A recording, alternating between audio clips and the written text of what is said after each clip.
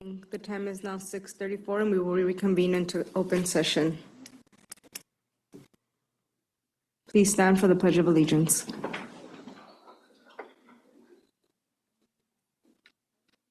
I pledge allegiance to the flag of the United States of America and to the republic for which it stands, one nation, under God, indivisible, with liberty and justice for all.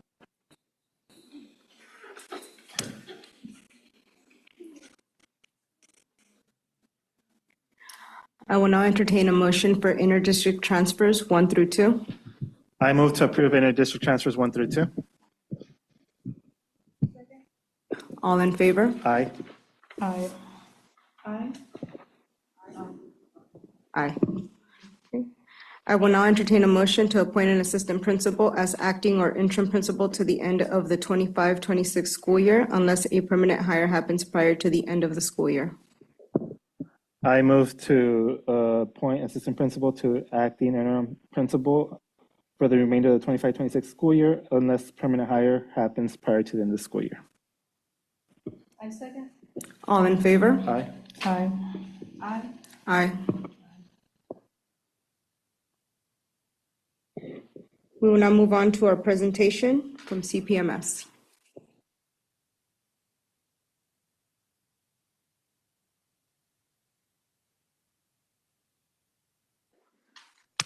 Good evening. I'm super excited that we are here tonight with Mrs. Foraker and her drama club that occurs through our ELOP program after school. So I'm introducing Mrs. Foraker, and I'm going to let her introduce what you will be witnessing from our awesome students tonight. Hello, all the friendly faces. So tonight you're going to be hearing the opening number from High School Musical called The Wildcat Cheer. And if the actors could get in their places.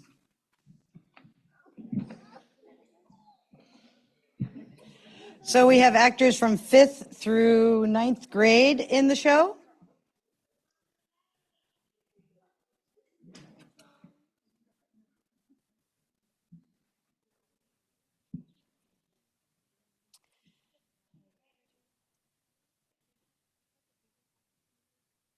Okay, actors, are you ready? Nope, so they're ready. Anytime you're ready, Sean. Come on, Wildcat!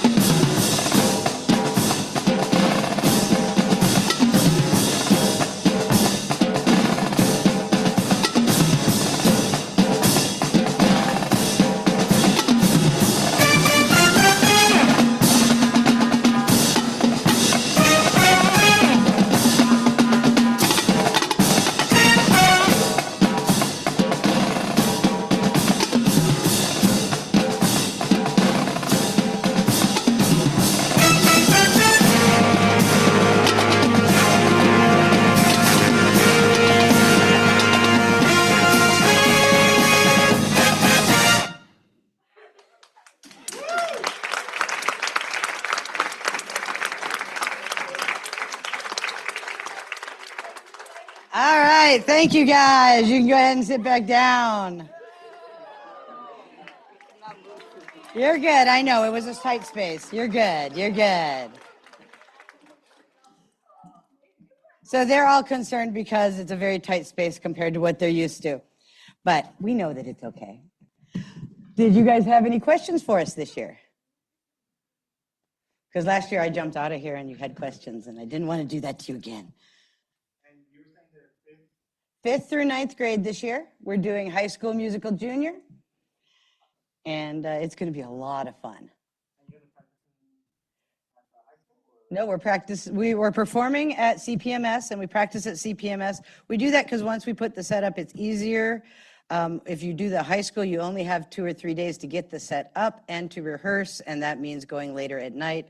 We have middle schoolers and younger kids who we don't want up until 9 at night on a school night. Nice, nice. Well, congratulations to everybody who participated. I know the space was very limited, but you guys did awesome. Thank you, guys. If you were, I remember that one. I don't know about you guys. The High School Musical. Yeah.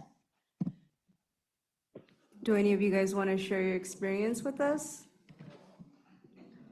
Any public speaking practice?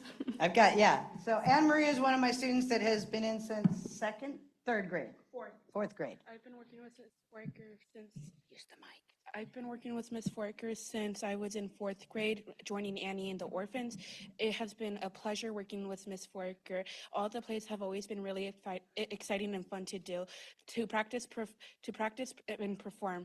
And it's a great opportunity to talk to new people and make some friends. Awesome. Anyone else? You want to come up? And we'll get that one too. So actually, Chelsea and Ava, go ahead and come up too, just stand up. So Chelsea and Ava and Emily and Anne Marie have all been in every single show that we've done. Period. And KCUSD. Go for it. My experience with Miss Foraker has been great. All the plays that I've done, I've had experience, and my first one, it was frightening. I didn't know what to do. I was in 1st grade. But now that I'm here, now that I've been doing all these plays, my experience, I think everything's good here. And Miss Foraker is a great person herself, too. And yeah. Thank you, Emily.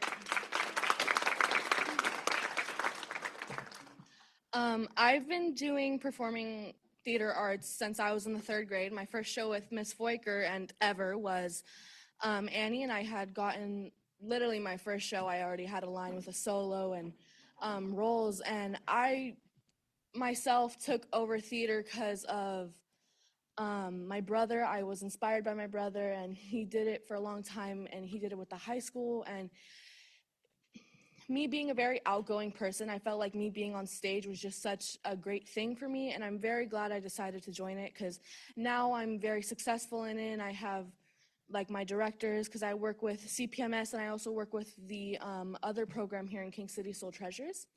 But I really hope I can take this on and turn it into an actual career as I get older and learn some great things.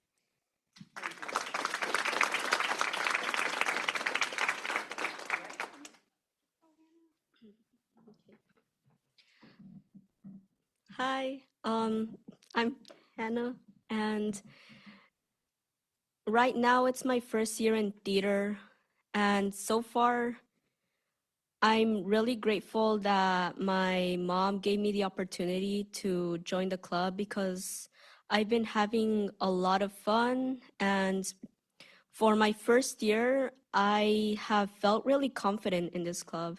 It has helped me gain confidence with singing, dancing, and performing in front of a lot of people. And yeah.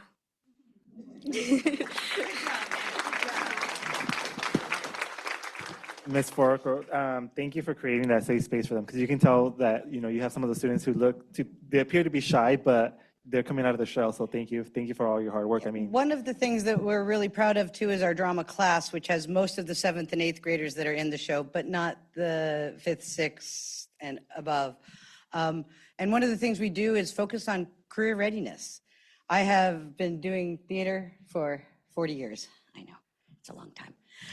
But I have students now that are in their 30s and 40s and are lawyers and have done, I had one that was in Hamilton on Broadway and have done things in all the different aspects of theater. So we do Google Meets with them in the drama class. So they get to hear about all the different careers, not just acting, and they get to meet people who have actually done it that were students of mine, just like they are, so that they know what they can do. So. And you guys are having a show Our show will be in March. March? I don't have the dates in front of me. I always right. forget that.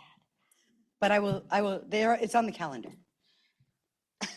So, Thank you. So really quick, in regards to your props and everything that you use for that, is that typically the students who are also helping you all develop yeah, those we and come up have with those? students that are in charge of props and sets this year for the first time. We always have students in charge of lights and sound. So they're learning all of the aspects of how to do all of the different areas. Last year, we had a student makeup lead, and this year we do two. Last year was a little more fun because they got to be fantasy characters. So for makeup, that's a little more fun. So in total, including all your technical team, lighting team, and props? We're over 50 kids Over in the 50 after-school from- program, and we from have two fifth staff grade to members. ninth.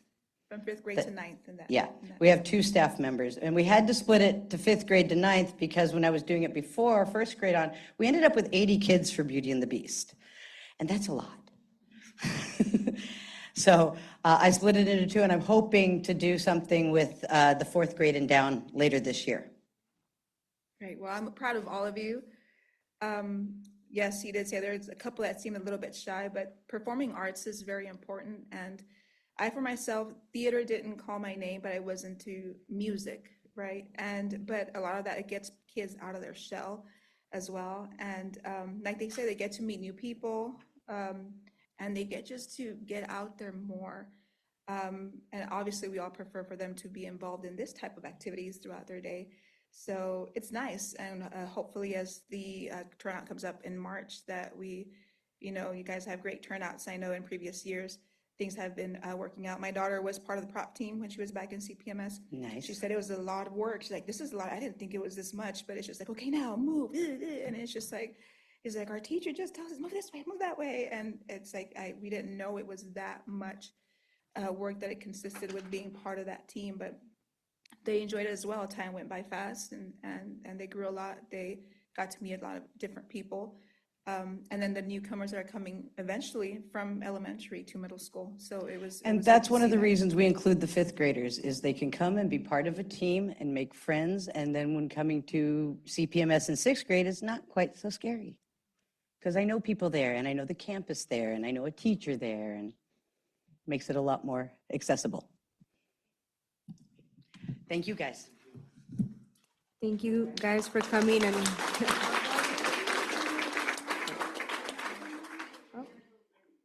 thank you guys for coming and sharing what you guys are doing.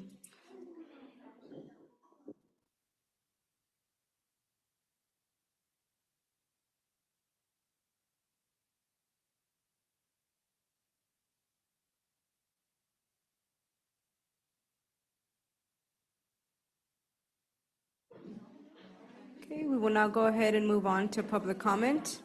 This is a portion on the agenda for the audience to speak on something that is not on tonight's agenda. Is there any members of the audience wishing to speak on something that is not on tonight's agenda?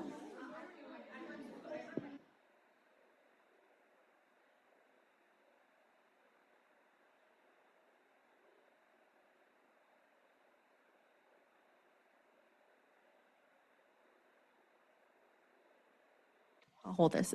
Good evening, Superintendent and members of the board. We are parents, families, and community members of Santa Lucia Elementary School, and we are here tonight because many of us share serious concerns about how removal of Principal Mel Kuchta was handled and the continued lack of transparency from the district. On the last day of school before winter break, Mrs. Kuchta was publicly removed in a manner that was humiliating and deeply upsetting to students, staff, and families who witnessed it. Shortly thereafter, the district released a public statement thanking her for her service and announcing a district-wide role. What we observed firsthand does not align with the narrative that was presented to the public. The inconsistency has damaged trust across our school community. We understand that personnel matters can be confidential. However, confidentiality does not justify misleading public statements or prolonged silence. If this truly is a confidential personnel issue, we are troubled by widespread community reports that board members have been sharing details about the reasons for Ms. Kuchta's transfer with individuals outside this room. Either this matter is confidential or it is not. It cannot be treated as both. As a collective group of parents and community members, we are requesting clarity on several key questions. When will Santa Lucia Elementary be assigned a permanent principal? Were the actions cited as the basis for Ms. Kuchta's removal considered serious or repairable? What corrective actions or solutions were discussed or pursued by the board? Why was the public messaging framed as a positive reassignment if the situation was significant enough to remove her from her role? Why has the board not addressed these concerns in a timely manner despite the ongoing impact on students, staff morale, and family confidence? We are also deeply concerned by the growing fear among teachers, staff, and community members to speak publicly about the issue due to concerns of retaliation, specifically fears related to the conduct and influence of the board president. Regardless of intent, the presence of that fear indicates a breakdown in trust and governance that must be addressed. Many of us made long-term commitments to Santa Lucia Elementary and to the dual language immersion program based on stable, effective leadership. The absence of transparency and accountability in this situation has shaken confidence in the district's leadership and decision-making. Tonight, we are formally requesting that this matter be placed on next month's board agenda for public discussion within the boundaries of the law. We deserve to understand the process that led to this decision, the timeline for restoring leadership stability, and the steps the board will take to rebuild trust with the Santa Lucia community. Our children deserve consistency, our staff deserves respect, and our community deserves honest leadership. Thank you. Thank you. Is there any other public comments?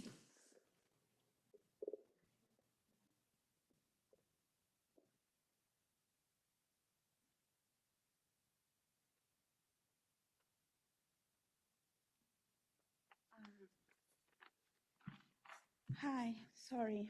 You know, maybe once know me. You know, my English is not very good, but I try my best. I come to the same thing, to asking why we have the same problem. I have my kids a long time, and it's the same thing. I have principal, and then they're removing, and then they have another, and they're removing. Now we haven't this principle. I was like I see the kids so happy with the principal. And now then they know the principal is not there. And the kid is asking, like, why the principal is leaving us? They never told us they leaving. It's like the parents, almost the parents, they come to ask me, they say, what happened? She was not happy, or what's the problem? We don't have the principal. We have Mr. Jones now doing the work. I don't feel like it's no, how I explain. It's not his job. We need a principal that stay there almost all the time. Not like you take that time and you say, okay, now you move it. It's not right. I don't feel like it's right. I know her. I talked to her. He come to help me in many ways. I stay in the school, help. I go into reunions. I do it ELAC. I do it everything because I want to help the school. And now I know my school. I love Santa Lucia School. Now is not the principal there. The other parents is worried too because what happened with this problem? Why we never have principal? They stay like permanent. That's my worry. I don't know if something wrong, is something you have to explain or something, but it was like so weird. The last day, we know she's not leaving. She's leaving. That's why I was like, I was thinking it was she's decision. I was so happy saying, you're doing great. I'm so happy. But I feel like worried because she never say goodbye. I always talk to her, and now she never say goodbye or say something. I was like, something is wrong. And now I know it's not like you take that time, you say, now you move it.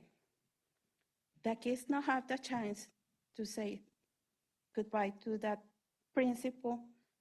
They love the principal, really. If you see in the Paradise, I was there, and the kids was so screaming for the principal, for Mr. Jones, for the Santa Lucia.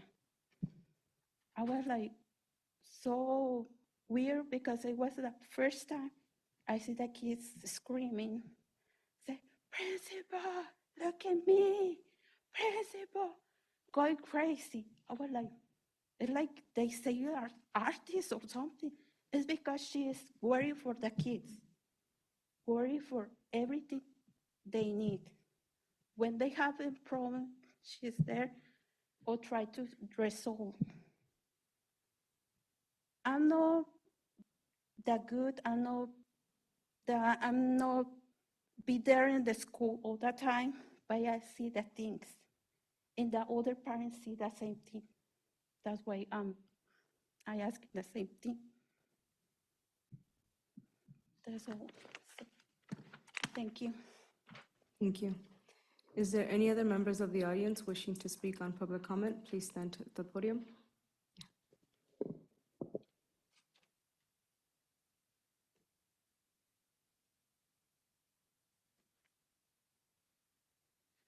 Good evening. My name is Kelsey Reininger. I'm a staff member at Santa Lucia. I'm a literacy para.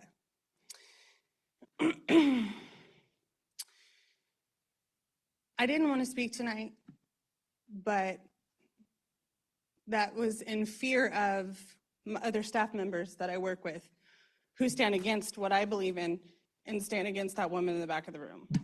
I was afraid of their retaliation, of how they might treat me, but I don't care. I'm 36. I'm new to education. My dad was an educator for over 30 years. Worked with Ms. Kuchta. I grew up with her. She gave me an opportunity to see that I love education, that actually I wanted to change my line in education to what I'm doing now. I was out for 2.5 weeks watching my mother die, and I came on the 19th to check in because it was the last day of school, and I get stopped and I hear, "Did you hear? Did you hear? Did I hear what?" And I hear, "Oh, they're letting her go." What? Are you serious? And then that's all I hear now. Did you hear? Did you hear? So I'm going to piggyback on why is it, did you hear? There should be nothing to hear if this is confidential. If board members are friends with staff members at other school districts or other schools, including mine, this shouldn't be talked about. This shouldn't be out. There shouldn't be, did you hear? Because even if there's a friend of a friend on the school board, there shouldn't be gossip. There shouldn't be rumors. There shouldn't be this or that. I've had parents stop me, teachers, para-educators, as just like myself. I came back when we came back from school. I'm lost. I feel like a lot of people at Santa Lucia are lost. I'm hired on a grant that she knew all the information for, that I feel like Mr. Jones is doing his best to figure out. But who do I talk to? Who would I figure it out? Because my job is to help educate those kids. Part of my job is to purchase and find materials to help me educate these kids, to work with my teachers and support them. Who's helping me do that? Who's it? I mean, whose choice it was to make her leave, to ask her to leave, to transfer her? There's no support after these decisions are made. From what I see, Like I said, Mr. Jones is doing his best. But why wasn't that thought about? Oh, we have this program or this program or this grant or this. Why wasn't that thought about? Oh, maybe we should make sure that these people are going to be supported and taken care of, because that's what she did, and she was taken from us. It is frustrating. It's cruel. I don't agree with it. I wouldn't agree with it even if it was someone that I didn't know. I was turned down by Del Rey in special ed when I first came into this. I applied and I was turned down. And then I started subbing and I was given an opportunity. And for the person who gave me that opportunity and believed in me to just one day, not even a 10-sentence email, she's gone, that's shameful. That's all I can say is it's shameful. It's hurt. So I hope I can stop hearing every day, did you hear? Did you hear? Did you hear this?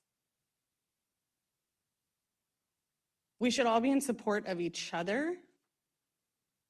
And in that, if there were complaints or personal negative opinions, well, I'd like to give mine. There's going to be negativity everywhere. I had negative experience with teachers last year. Guess what? It got resolved. Why? Because I had someone at my back. I don't feel that way anymore. I don't feel supported. I don't feel protected. I don't feel comforted. I don't feel anything except anger. My opinion, my complaint is that this school needs the support of the principal they had. Why did it have to happen mid-year? Was what was said about her so bad, we pull her mid-year where it throws staff, students, everybody off because, oh, did you hear a couple staff members aren't happy? What about the majority of us that were? What about the majority of parents that were? Why is it the word of the few and not the many? Thank you. Thank you. Is there any other members of the audience wishing to speak on something that's not on tonight's agenda?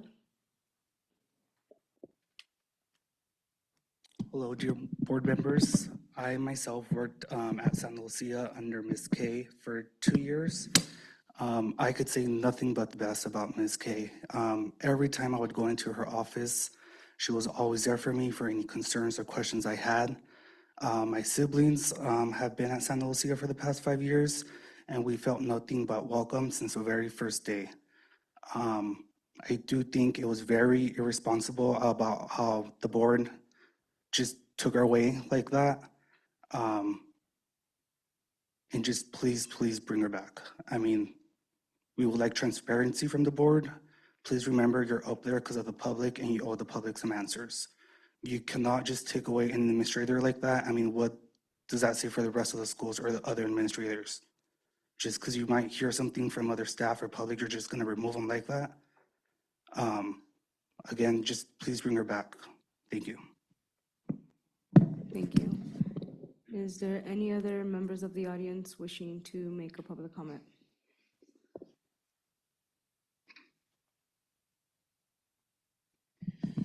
Well, my name is Shanae Ignico. I am also a literacy para at Santa Lucia Elementary, but tonight I'm here as a parent. My son has been at this school since his TK year, and he's now in first grade. This is his 3rd year. When he was in TK, up until through kindergarten, he was being consistently bullied by another student. I talked to his teachers, talked to the admins. Ms. K was the only one that bothered to really do anything besides tell me, oh, I'll have a talk with the student. I'll have a talk with the student. Talking didn't do anything. This kid consistently picked on my son.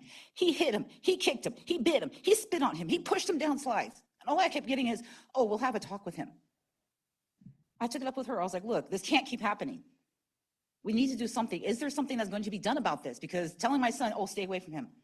Oh, we'll tell them to stay away from each other. Did nothing.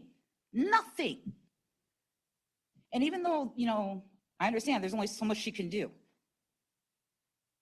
they tried everything they could do. She was the only one I trusted to actually do something.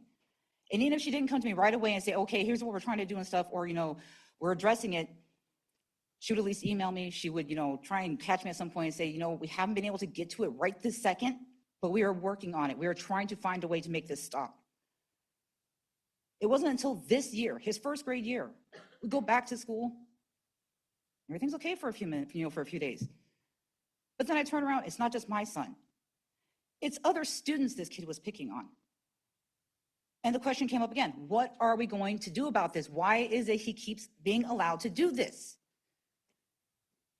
I know if she was able to, she would have already resolved it a long time ago. But she's just the principal. She has to answer to the district and everyone else who's pushing back and saying, oh, well, this student has rights. This student has this student has that. My son had the right to be able to go to school and not be picked on. I had the right to get answers about what are we going to do about this other than, oh, we'll have a talk with that student. Now, I don't know if I want to keep him there. I really don't. I don't trust that if something was to happen to him, I'm not going to get here. Oh, we'll have a talk. We'll figure it out. And then it just continues to happen. I mean, I'm seriously considering moving him to a different school because of this, because I don't feel like he is safe there anymore, because I don't feel like whoever is there in charge right now is going to actually do something about it. And to have Ms. K pulled out right before Christmas, it was like, what happened? And like Kelsey said, there's a lot of chatter. There's constant rumors going around, other things coming up. Oh, well, this is what I heard. Well, this is what I heard. Well, this is what I heard. And it's like, okay. So like the others have been saying, if this is supposed to be behind closed doors, why are people talking about it? Why couldn't someone just say, okay, something happened. We are not allowed to talk about it. This was a decision made at the time and everything based on what we were told. Because honestly, a lot of us have been saying the way she was just pulled out all of a sudden for no reason that we can understand wasn't right.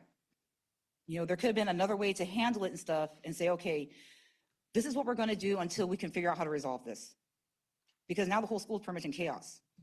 We don't have any real direction. We don't really have anybody who a lot of us as parents feel we can trust is actually going to have our kids' backs. And I like I said, I don't even know if I want to keep him there very much longer. If this is how it's going to be and stuff, I might as well move him to another school where I possibly could hopefully feel like the principal will have, his back and will be able to protect him.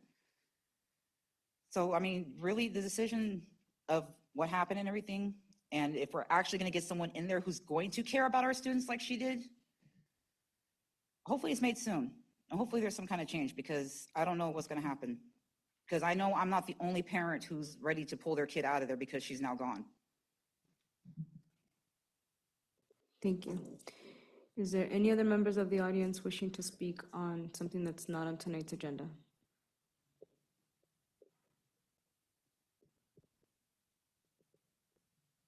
Having no further public comment, we'll go ahead and close public comment and move on to superintendent's report.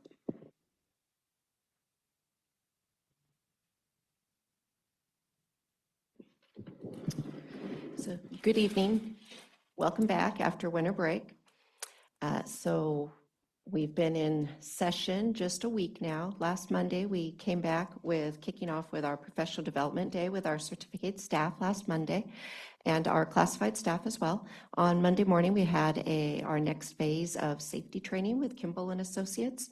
So all certificated staff were in attendance, as well as our 12-month classified staff, and then our non-12-month classified staff were invited to join us. It was held at each individual school site so that they could practice the procedures on the sites in which they work.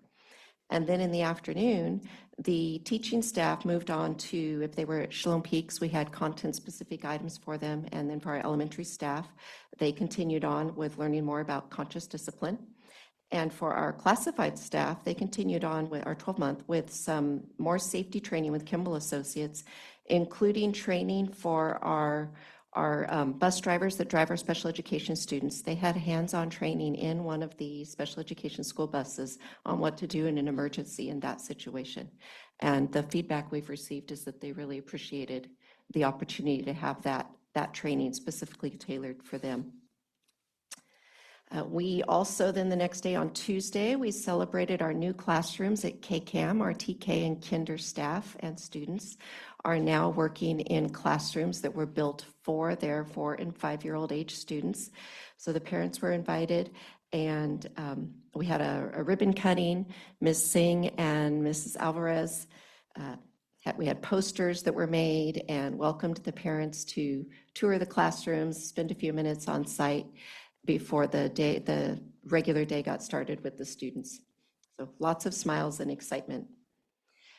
Also on Monday, I attended a unification meeting that we'll talk about a little later. We have that agendized tonight, so I'll save that for later on the agenda. We're still finishing up all of our transition to SIBO, our new enrollment, our new health benefits program. We also, if you'll remember in December, I shared that the county office was going to be hearing a countywide petition from Navigator Charter Schools. That was the first public hearing was in December, and we had submitted a letter in opposition to the charter. The second public hearing was held last week. Ms. Lumbra went to the meeting to share a statement. There were, I think, about 3 hours worth of statements. In the end, the county board did choose to deny that petition. It doesn't mean that Navigator schools can't now go to individual districts with a similar petition. That's a choice they have before them.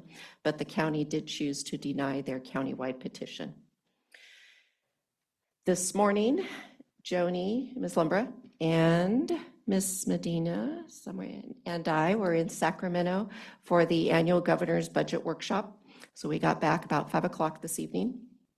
And it was, as they would describe, a fairly uneventful budget. Is that the phrasing they're using? A boring budget. So essentially very little change. We're seeing lots of headlines, but again, this is simply the governor's budget. So we have to see what happens as the legislature works through their process and then continue our planning and our conversations. But essentially the message has remained the same. Be cautious. Look at your spending carefully, because the amount of dollars that we were receiving as we were coming out of COVID, all of those one-time dollars are no longer there. So we are back to the budget planning of pre-COVID times. So obviously you'll hear more about that as we go forward. This week, our school sites are having their individual half-day sessions with the county office for their professional learning network, in which we've been focused on math. So they were at 2 sites today. They continue on at the 2 other sites on Thursday. We also had our visit with our dual language immersion program with ATDLE and our consultant last Thursday. It went very well. Our staff was very pleased with the support they were receiving. We have 4 visits left this year, 2 of which will be on our dual language immersion collaboration days. So Mr. Chavez will be there to be a part of those conversations and that planning. Next week, Dr. Shaver will be back in the district for our standards-based learning focus. Each grade level throughout the week will have release time for the entire grade level to work with Dr. Shaver. Thursday is Farm Day here in King City, our South Monterey County Farm Day celebration and experience. So if you have time to pop over to the fairgrounds and see our 3rd graders visiting all of the different displays for Farm Day. Friday afternoon is Colt Pride Day at Shalone Peaks, about 1:45, roughly, is when it starts. Okay. We were also notified about a week ago that 3 of our 4 schools will be recognized as a bright spot from the Bright Futures organization. Shalone Peaks is being recognized for achievement in mathematics, and Santa Lucia and King City Arts Magnet are being recognized for progress with early literacy. I don't have a lot of specifics this evening. I do have a phone call with the director of Bright Futures. It's either Thursday or Friday this week. So I'll be able to gather some more specific information about how the schools were selected. The email wasn't very specific. And then we'll be able to share it at our LCAP mid-year update meeting in February with you. Unfortunately, for the celebration, which is also in February, they limit it to the principal from each school site or a designee if they're not able to attend, and myself. So we won't have large amounts of us that are able to attend, but there are several districts recognized. So I think space is at a premium is why they have to limit that. Just a reminder that I'll be out next week for at the Superintendent Symposium. You have your handout of all the various events that are coming up. We are into our basketball sports season with our middle school, so you have some events included there, some games that you can attend. And as always, we are still looking for citizens to serve on our Citizen Bond Oversight Committee. All the information is on the homepage of our website. Thank you. Any questions or comments from the superintendent report? Do we have a time for the farm day of when they begin? Roughly between, if you go down there between 9 and 11:30, you'll see plenty of action. Thank you.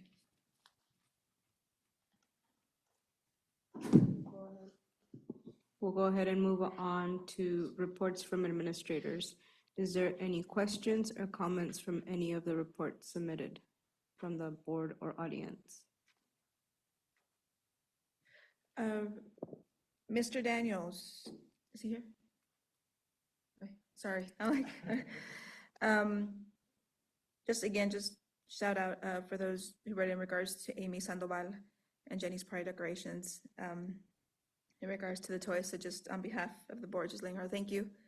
That's why I know it's something special for them to have those toys in their classrooms. So grateful for that. Also, that was just short and sweet. Miss K-Cam, congrats on your growth in language arts and math. We like to see those on there as well. And then short and sweet for you as well. But for Miss Ruby, might not be so short and sweet for you. No, just kidding. Right? It's just I saw you right there. It's like perfect. Let me ask that question. Just curiosity, I saw in your report about, I think it was 8 weeks with the new program. Is that with you? 8 weeks on a, let me read it on here. Or did I get the wrong one? Give me a sec. It was the B something. Pantaleon, sorry. You were safe. You were safe. Darn, I marked it next to your name. Yes. Yes, so because we have worked so closely with ATDLE, we've been given the opportunity to pilot an online Spanish library. And so for a survey and then a mid-year check-in with our dual language immersion staff, started talking to them about what are the things that they need. And so some of the things were like, what do we do for small groups? We need something else. So we were given an opportunity through ATDLE for a 6 to 8 week pilot, I believe. It's completely free for us. So this Friday, our kinder and first grade teachers have a 1-hour training / onboarding with Patricio Palma, who is running it. And we're just gonna see if it's something that we're interested in. Yeah. And by chance, is there a way that could also be extended? Because normally for pilots, I've seen it go a little bit longer. Yes. So is it something that can be done, or? We're going to find that out. And what's great about B-Readers is it's also something that can be used within the home. So we're really looking forward to our meeting on Friday so we can learn more about the program. You're welcome. Any other questions or comments for any of the administrators based on the report submitted? Okay, we'll go ahead and move on to the consent agenda. Is there any items that anyone would like to have pulled and discussed separately? Board or audience? I'll entertain a motion for the consent agenda. I move to approve the consent agenda as presented. I second. All in favor? Aye. Aye. Aye. Aye. Okay, we'll go ahead and move on to our action items. Our first action item is acceptance of the 2024-2025 audit report. Joni? I'd like to invite Ms. Medina to come up and share with you the results of the audit report and also some of the work that goes into actually going through an audit.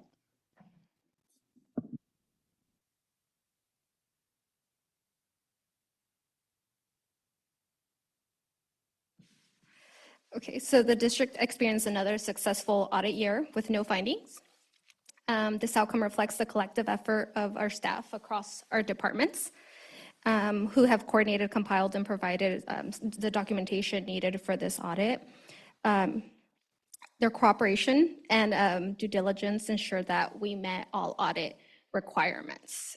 It is very challenging to go through audit while you still have other reporting periods to get done, completed. But we had a little bit of a rough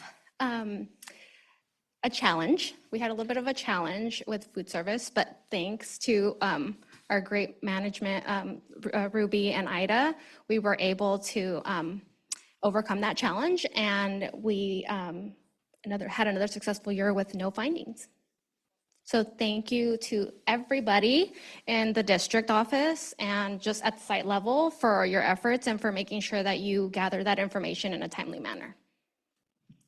Oh, and to my awesome staff too. Any questions?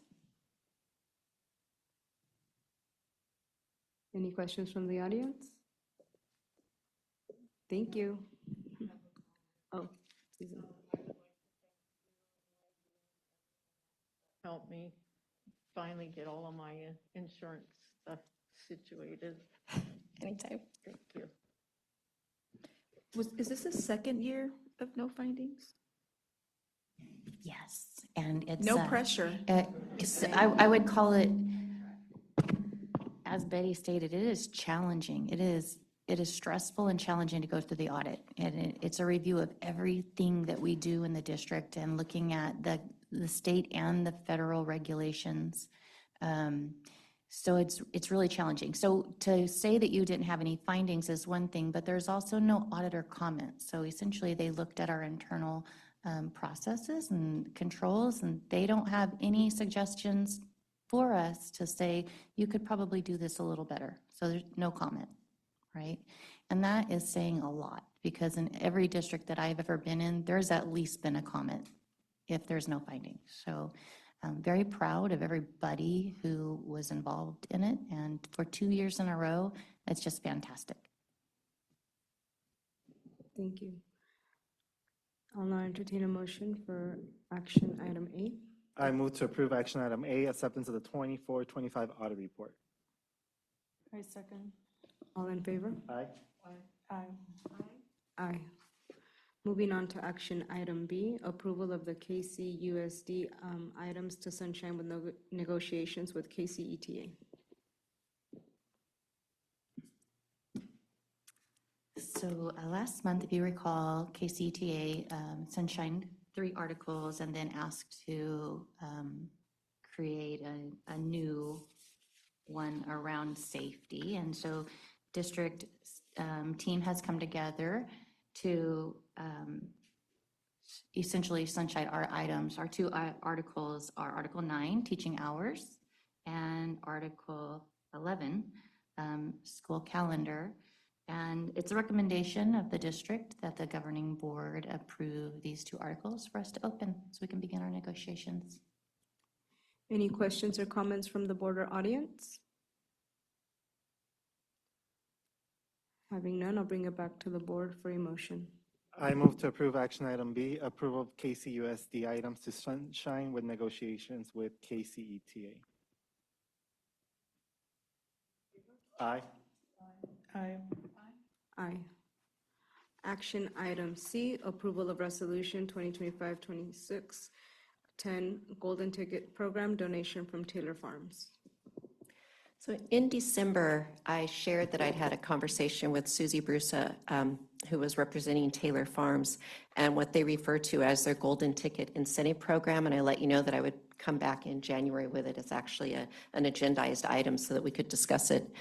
And what this program is, it's throughout Monterey County, and Bruce Taylor of Taylor Farms has really taken a very strong interest in literacy and of the literacy of the children in Monterey County. And so this is just one of many things that he has invested through his philanthropic arm, if you want to call it that, of things that he's doing for the community. So for example, he has funded a very large amount of teacher training. It was a 5-year commitment to the county to support training teachers in teaching, reading, And then he has his golden ticket program here. And on just this past Thursday, I learned more about a parent engagement and education program that they're now working on. And I have a follow-up phone call to learn more about that. But this particular program of the golden ticket incentive, what he's wanting to look at is if you incentivize students the first time that they take the state test, the CASP, could that potentially make a difference in what students and parents are doing prior to third grade? Because that's when the first time you take the test is at third grade. And through this incentive program, he is offering to pay every student that scores at proficient or above at third grade $250. Now, there's lots of discussion around whether or not a financial incentive with a third grade age student, because there's a lot of questions and discussion you can have about that. But essentially, he's committed to, for 5 years, to try this for all the schools in the county that are interested. He's committed to contributing that funding to support this to see, does it make a difference? And so I'm bringing it forward to you for your information, for you to discuss. If you want to make a motion tonight, it is here for you to do so. And if it's something that you need to discuss a little further, we can bring it back in another meeting as well. But in a nutshell, it is a financial incentive for third grade students. And because it's how they perform at third grade, and that test is given at the end of the year, the financial incentive is actually awarded at the beginning of their fourth grade year through you have an assembly with the students. And the intention also is that obviously prior to CASP, you've talked to your students and your families, and they know that this is coming for several years leading up to. And then at fourth grade, when you're acknowledging these students, you have your at least your first and second and third grade, if not your K through 3, they're at the assemblies as well to hear about the importance of literacy and performing well on the CASP assessment. So I bring this proposal forward to you for your discussion and consideration. Any questions or comments? Just a quick question from my end. So it's just the third grade evaluation, you could say, and that's it. Correct. And it is solely based on performance on the CASP, English Language Arts performance on the CASP.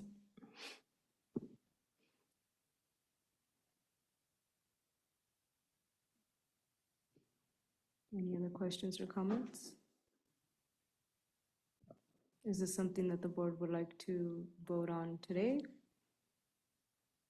I have my hand, I'm ready to vote on it. I would rather talk about it rather than vote right now. I would rather talk about it and discuss it rather than just vote right now. Okay. Are you wanting to discuss it now, or are you wanting to find more information or ask for more information and bring this back? Probably give more time, because I do want to research about this a little bit more. Would it be table, or can we just say bring it back? Right, you can just direct us to put it to continued on next month's agenda. I'm happy to ask more questions if you have any. Again, it is a financial incentive for third grade performance on the CASP, English Language Arts. That's the extent of what this is. The parent piece that I mentioned, I will learn more about that on my follow-up phone call, and that's a completely separate initiative. Before I bring it for the motion, is there any members of the audience wishing to ask questions and or comment? Okay, having none, I'll go ahead and bring it back to the board for a motion to bring this item back at our next meeting.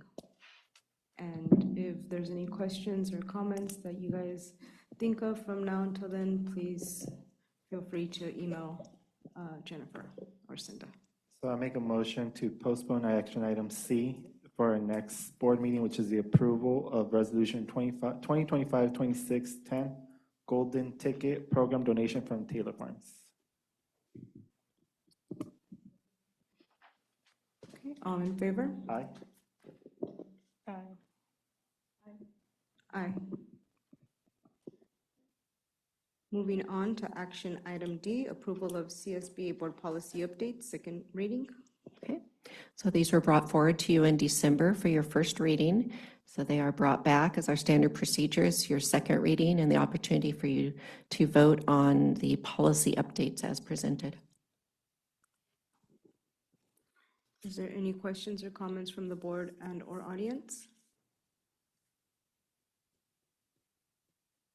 Having none, I'll bring it to the board for a motion. I move to approve action item D, approval of CSBA board policy updates, second reading.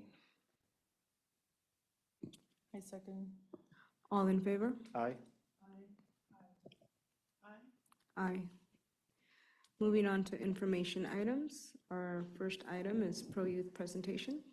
So as they're coming up to the podium, I'm very pleased to introduce or reintroduce, I think most of you have met her before, Dr. Marie Pinto, the Executive Director of Pro Youth, and Edgar, excuse me, Lopez, our local, Edgar, your current title, Director?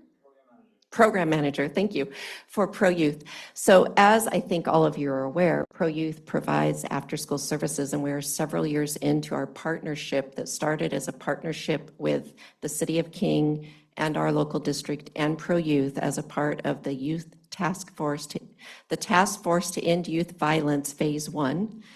Phase 2 was just adopted a few months ago. And so out of that, we've had our partnership with Pro Youth that has certainly grown and evolved over the years. And so you had asked for a presentation about that. And as we get into that, also, you've heard about, we've talked about ELOP a lot. And you've heard me say many a times that because of our partnership with the after-school program of Pro Youth, we're able to do all of the creative things we're doing with our ELOP program, because as a part of that, you must offer 9 hours of services for students a day and 30 days beyond the regular school year. And so while our clubs don't all necessarily offer that piece, Pro Youth meets that requirement. And so they allow us to do all of the other things that we're doing as well. So Dr. Pinto and Edgar, please share with us.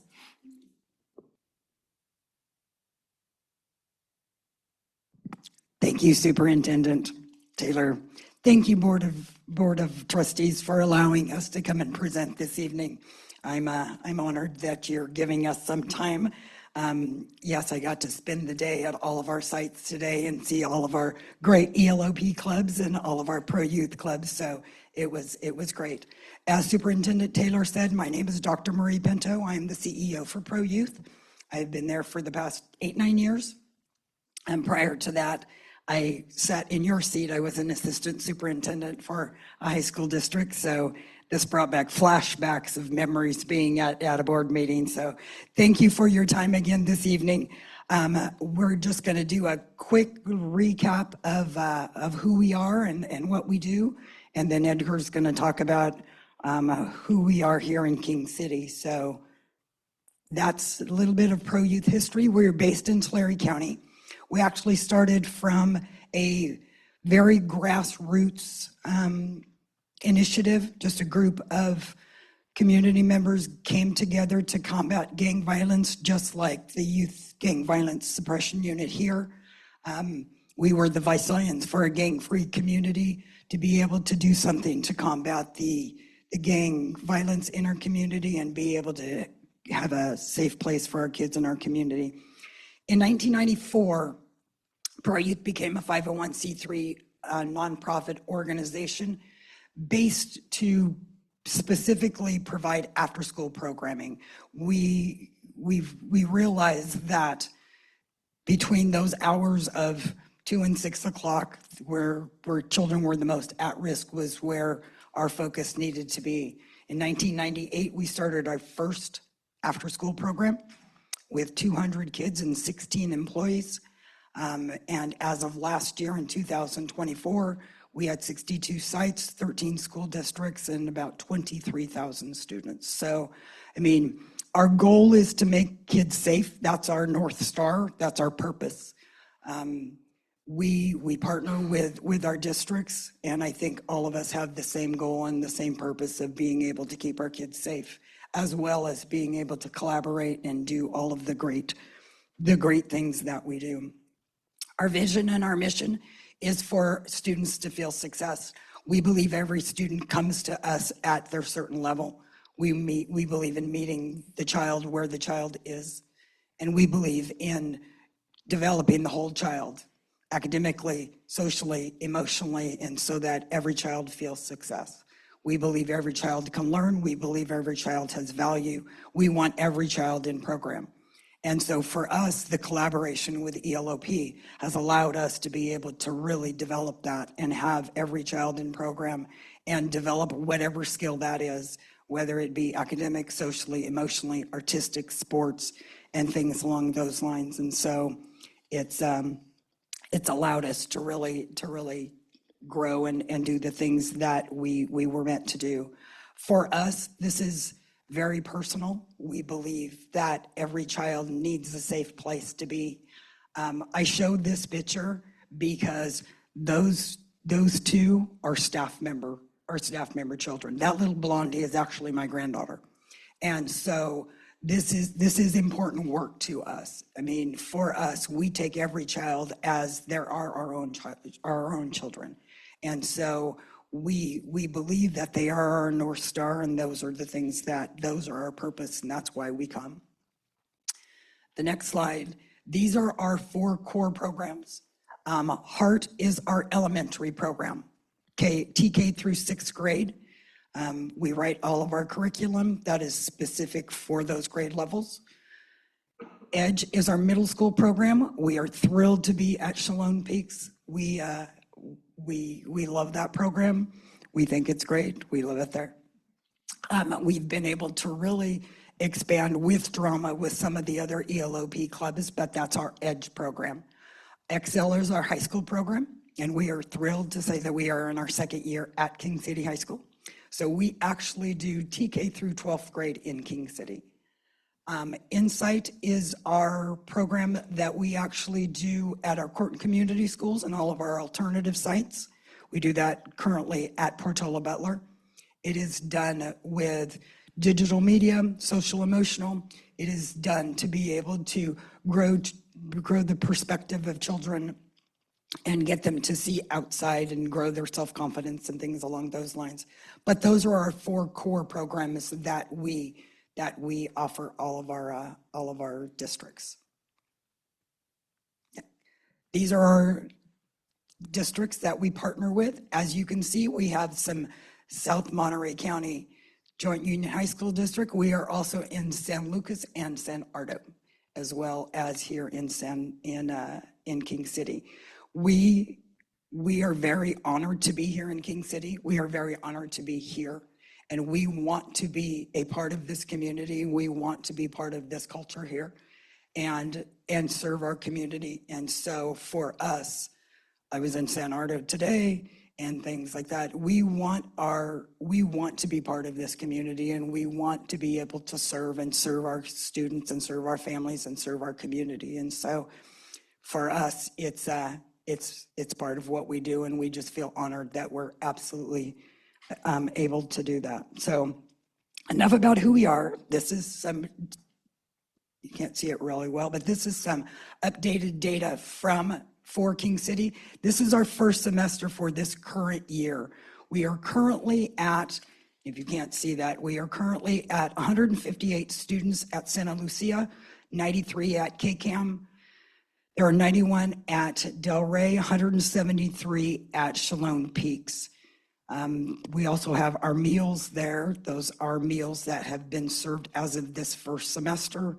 Santa Lucia is almost at 9,900, 6,400 at KCAM. Delray has 8,300, and Shalom Peaks has 5,209. So we have almost 30,000 meals that we have served in this first semester. As you can go back. As you know, we have struggled to maintain to retain our employees here. And I know there's been a question of wait list. Edgar and his team and we've been really focusing on being able to get that. And I'm pleased to tell you, as of February 10th, every child will be off the wait list at Santa Lucia. So we have actually hired one that will be taking grades 2nd through 3rd. That will take the enrollment at Santa Lucia to 177. And then there is one that is being cleared as we speak that will take the TK Kinder class that will leave their wait list at 5. And those are those that are just some random grades that are we're waiting just to kind of fill them in. So Santa Lucia will be at 5, Delray has 10, KCAM has 17, and those are just some random grades that we're waiting just to kind of backfill as students fall off. So as I said, we've struggled to maintain and retain employees. It's clear across the board. We know that we are a program where people come and they work part-time for us and as they're in school. And so we've focused a lot now on being able to have a pool of subs, have some backup so that when people are leaving, we've got some backup to be able to maintain our staffing levels and make sure that we've got people to be able to watch our kids. And so it's just something that we've had to focus on. You're not the only district. It's something clear across the board, but we have paid special attention, especially to this community, so that it doesn't become an issue. So as of February 10th, the day after your professional development day, they actually called parents already, so they know that those kids are coming on February 10th, and we will have those kids in program. So we're thrilled there.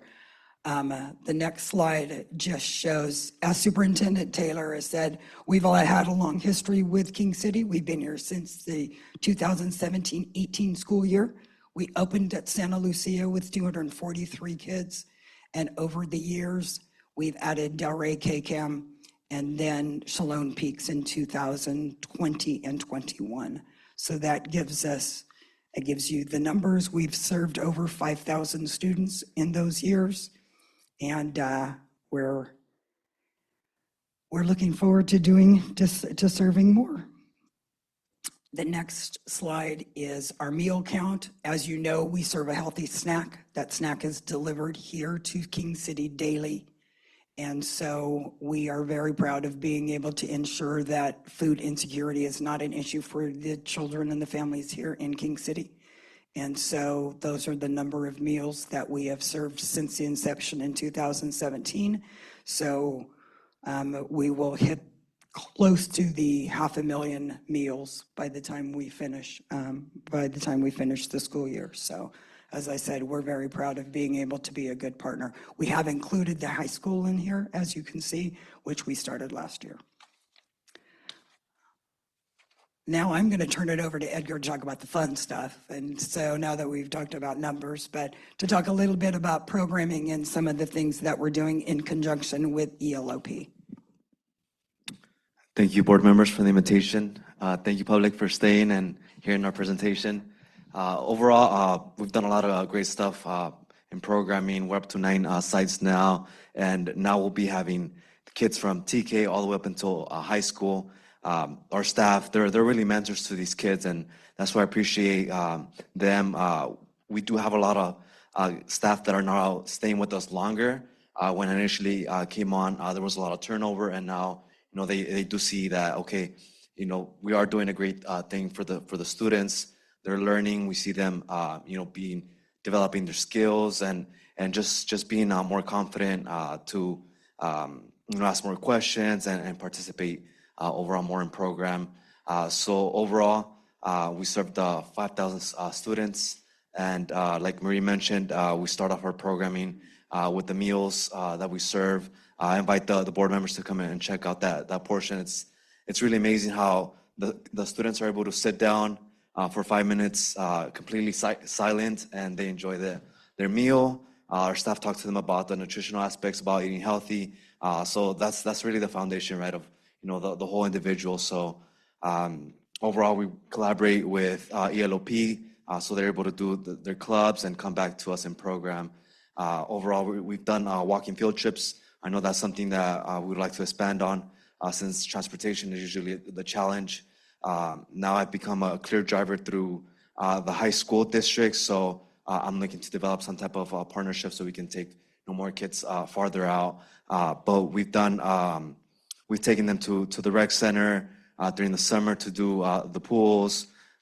With the first tee, we partnered a lot with them to do take them to golf courses and events, and also in the community to the fair day. And with the science bus, our partners, we also do events with them as well. Overall, summer, we try to make it as fun as possible with our curriculum and the activities that we provide. We usually, on average, serve over 200 students during the summer, and about 70 to 80 at Shalom Peaks during the summer as well. And this past winter camp, we had about 58 kids in program. And these are some of the pictures. Top left, it's the science program there.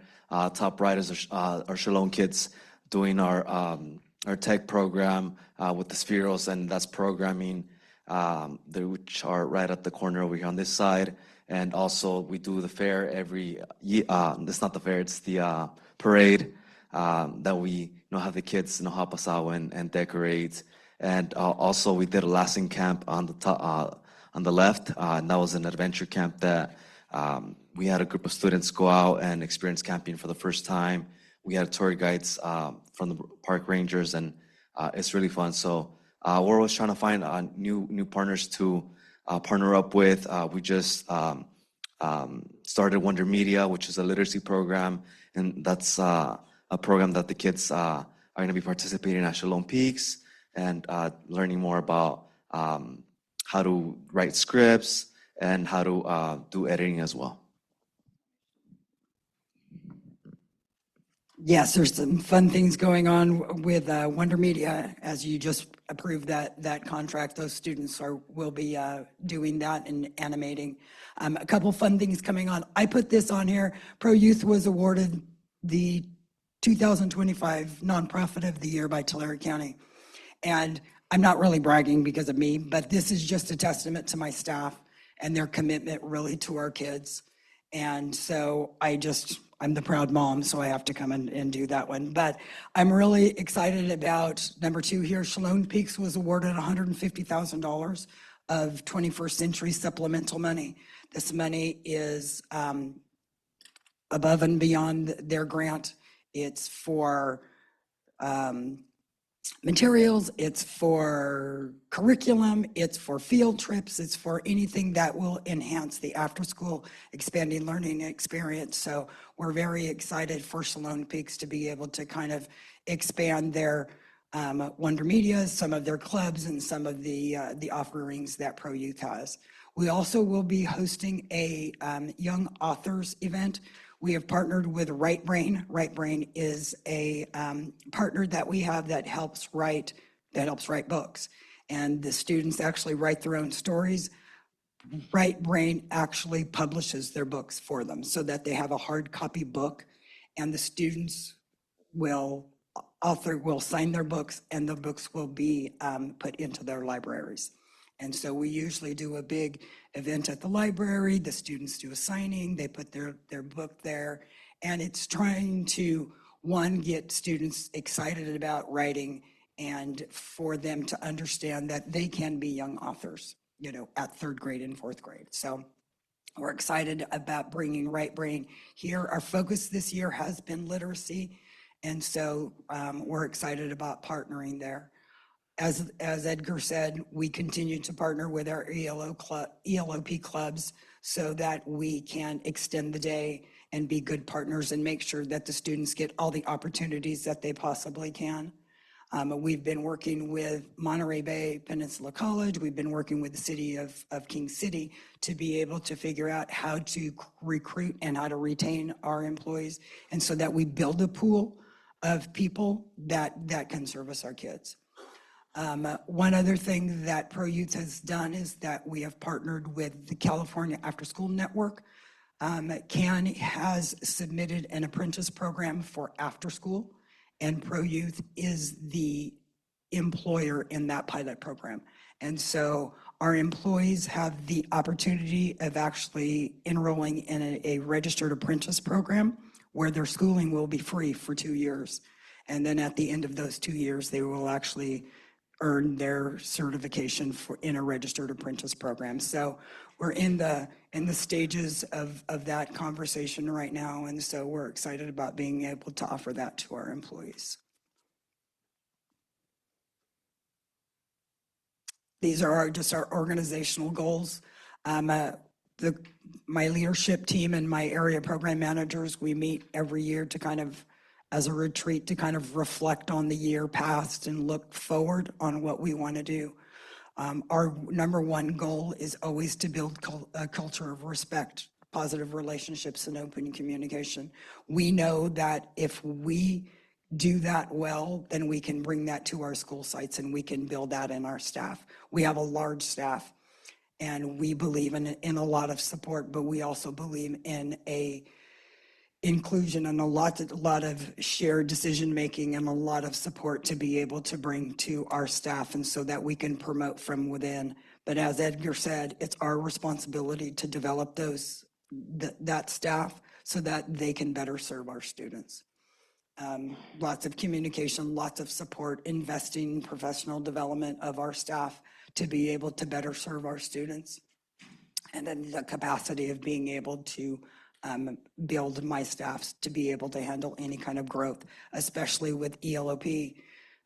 The governor's budget gave ELOP more money, and being able to grow that, we want to make sure that we've got the capacity organizationally to be able to do that.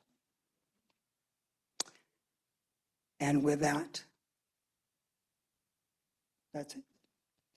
I want to thank you. That is my contact information, my email, my phone number. Please feel free to contact me if you have any questions. But again, we just want to thank you for the partnership. Thank you for allowing us to service your students and your families and your community. We're a proud partner here, and we just thank you for allowing us to be able to be a partner. Are there any questions? Any questions from the board?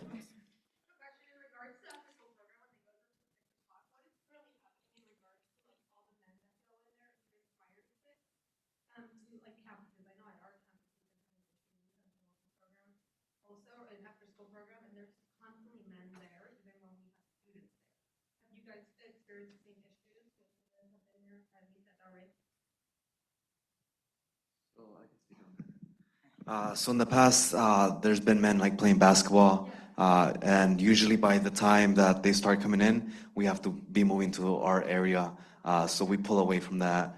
So it does in a way impact program, but we have structured it that we're able to move the kids back into our classrooms by the time that they start coming in. But that does happen at our specific.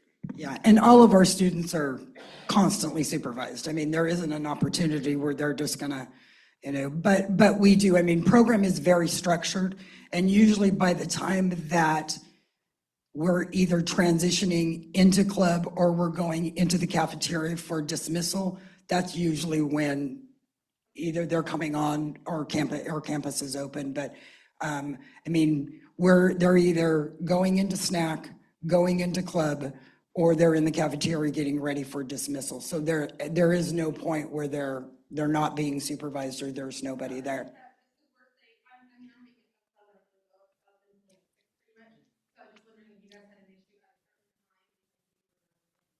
Right. Usually, as Edgar said, we've noticed it later in the day, like 5:30, 6 o'clock. By that time, we are usually already transitioned into the cafeteria where dismissal is happening. And so, thank you for that question, though.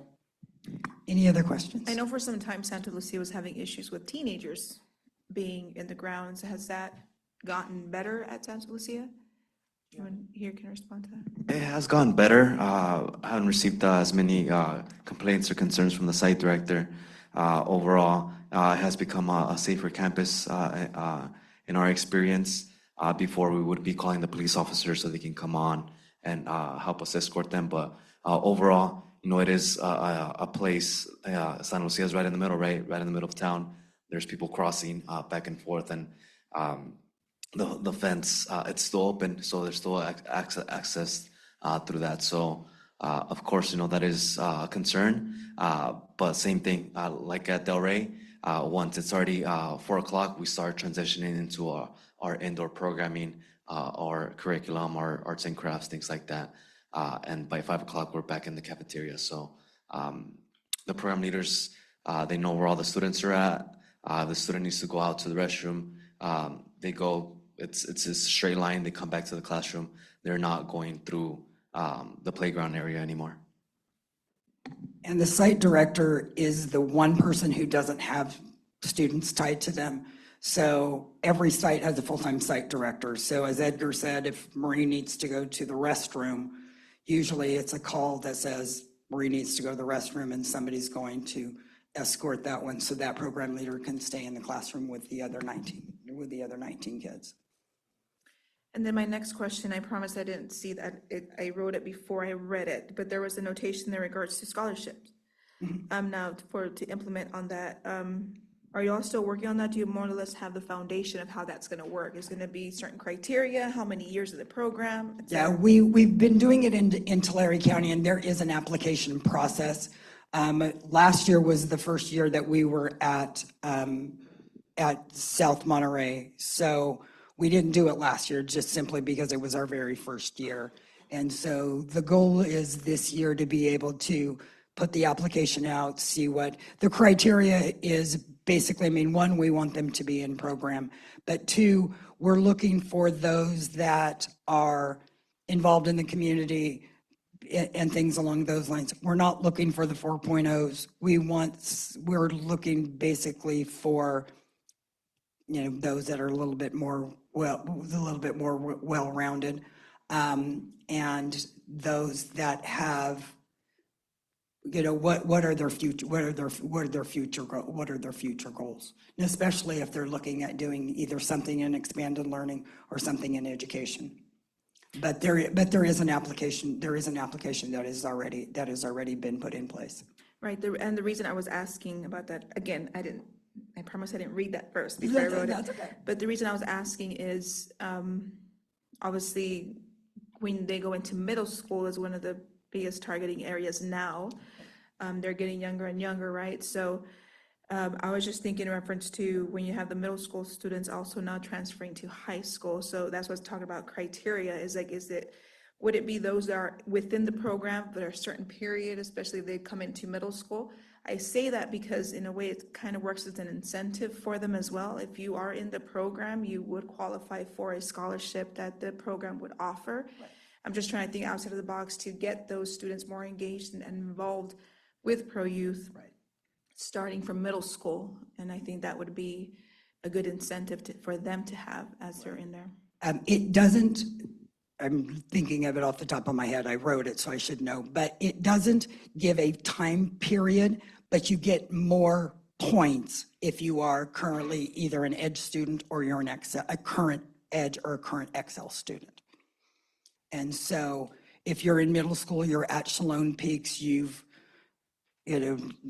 you've now applied while you're at King City High School, we'll know that you were enrolled.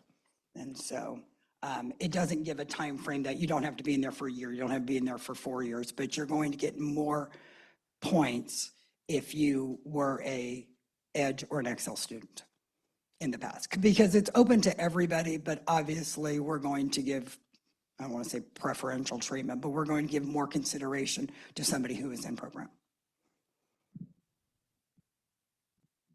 Any other questions? So thank you for your presentation. So I had a question. So on your heart side of the program, what curriculum are you guys currently offering for the sites here? Are they all the same across the board, or are they different at each site? No, they're all the same. We actually, we do them in sessions. So we have like 8-week cycles. Do you want to speak to what we're doing right now? So we implement program, and the staff members, they adjust it as necessary. So we do like habitats. When they go on nature walks, they're able to develop on their papers. They fix like plants and learn about them. They do the habitats with the oceans and they learn about them. They watch videos as well. The staff members put on YouTube as well.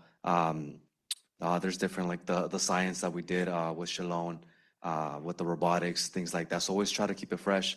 We do have a curriculum developer that prints out these packets, sends them out, and the staff members adjust to it as necessary, depending on the day.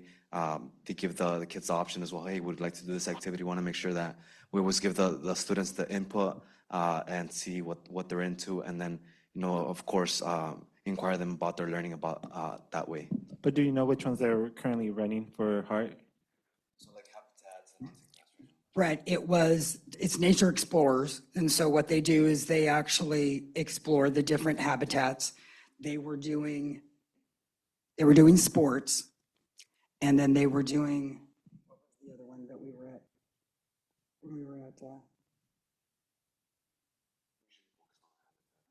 Yeah, and I believe that they were doing a Disney art. The primary kids were doing a Disney art. Okay. And for our EDGE students, what are they currently doing? Do you guys know? Edge was doing Wonder Media, and what was the other? Wonder Media is finished the robotics. We had a tournament as well for sports. we had a soccer tournament, and then they did robotics, and then they're doing Wonder Media on Tuesdays and Thursdays. Okay, thank you. And then another question. I can send you the whole, I mean, we have like. No, it's just pretty much just to get like an idea of what programs they're currently offering and to see what the ELOP, with what we have currently with our ELOP. But one of the questions was that on the field trips, it says that provided field trips, have they gone out on field trips, or is it, right now we're still having issues with like transportation for our TK through 8? They either do a walking field trip or we do an on-site field trip.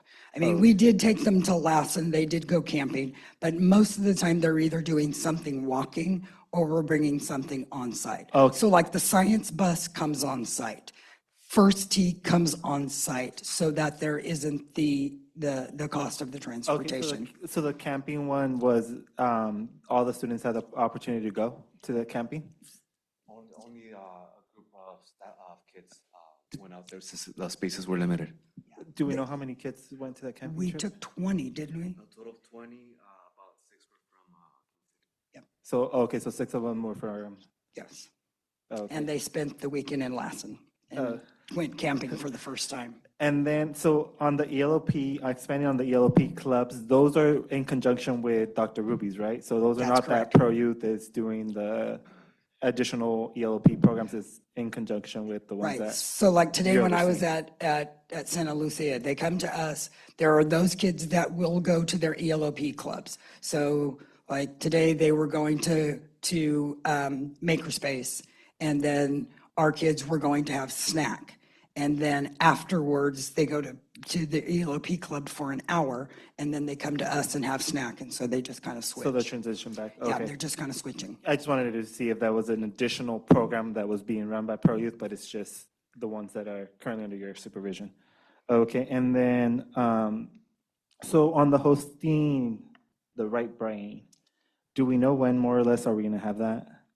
They just started, and so it usually takes them, we usually do 8-week sessions. I will make sure that you have the date. We usually try to do it big and bring parents and the superintendent and everybody, and the owner of Right Brain comes, and there's balloons and they do the whole 9 yards. And so I will make sure that you are there. But it's pretty fun for the kids. They autograph their books and try to put it in the library and things like that. So we will make sure that everybody knows. Yes, please. Cause are you guys still doing culminating events, or is that? Yes, we do a culminated event at the end of every session. Okay, if we can get dates on when, because I know that this last one we went to KCAM. I was able to make it to CPMS, but I haven't seen any of the other ones. And then, sorry, right now, going back to what one of our teachers was saying from the unauthorized people on campus. Do the site directors have support either from you, from the upper, at the end of the day? Or, because I know that when we transition over to the time change, it can get pretty dark, and our lighting systems is not the greatest. So do they have any additional support, or is it just because most of them, I believe, they're our female program leaders and Right. Well, I mean, if we have any walkers, what we've done when time changed, we always let the walkers go home earlier, just simply because we don't want anybody walking in the dark, and that's organizationally wide. I mean, I just left, and I mean, are you talking, is there a male there? Like, well, I mean, pretty much like for our for the site directors who are on site, the program leaders, you know, how they were saying that there's sometimes guys around walking around, you just never know. So do they have somebody on call, or are you around during their dismissal at the end of the day, or? Yeah, so I flow between 9 sites. We also have, of course, you know, pretty good communication. My staff can call me, text me, and I'm there whenever something does happen. We have a really good relationship with the custodians. Anything does happen, they're there to support us as well. The principals as well. Our site directors have their phone number right away. The police in the past, they're there to support us right away. So overall, my staff, you know, have felt more safe. I know that always is a concern as, you know, it starts to get darker. We've worked with the district as well, with MOTF to provide lighting, so we appreciate that. I think overall, safety is always a big concern with students and our staff. We want to make sure that, you know, they feel comfortable, that they're able to do their job well, and we're keeping kids safe. So yeah, overall we've had to adjust as it gets darker. We're in the cafeteria, we're in those spaces that are well lit, and of course we're always trying to find new ways to make sure that since I can't be everywhere at once, that we're not just leaving one staff member at the end, right? There's always has to be 2, 3, depending as the kids start to leave as well, right? So yeah, safety is always going to be number one concern for us. As I was leaving Santa Lucia too, we had asked all of the staff to also move their cars to where, because they get there at 1:30, 2 o'clock in the afternoon. And there's parking complications. And so what they had done is everybody had moved their car right in front of the cafeteria. And so we were all actually living together. And so, as Edgar said, I mean, we put as many safety protocols as we can. Nobody leaves alone. Nobody stays at site alone. You know, we let the custodian know if you need to move your car, park as close as you possibly can, especially when it's dark by 4:30, 5 o'clock, and we're still there. Yeah, no, thank you. And awesome, we're getting 150 for 21st century. That is awesome. More money. Yes, we were all excited. We were very excited. The only thing is, are we working on a plan thinking forward? Because I know CPMS is one of our sites that it's hard to maintain our students. I know that our numbers are currently 173, but it has a lot to do with our sports. But they eventually transition, they move out, and well, we want to keep funding. We want to keep on getting the money to be able to invest in them. Are we working on something? Or is there some type of initiative where we're taking what the students want into consideration? Because that's one of the things that I have expressed multiple times, you know, that we have ELP funding. Yes, it's a lot of money, but we should be investing it on something that we can use long term and not just a one time and it's over. So are we looking into building a robotics, you know, something more in debt? So, and I know that now we have more money, so plus our ELP funding, but we were just talking about, okay, when are we meeting? Because we have to talk about next year. But, you know, going back, I mean, we're very conscious about, especially our middle school and our high schoolers, about getting their input on what do you want? Because we know that's a hard population. We always say those students vote with their feet. If they don't like it, they leave, and they don't have to be there. And so it's imperative that they have some kind of voice and choice in being able to help build whatever program we have.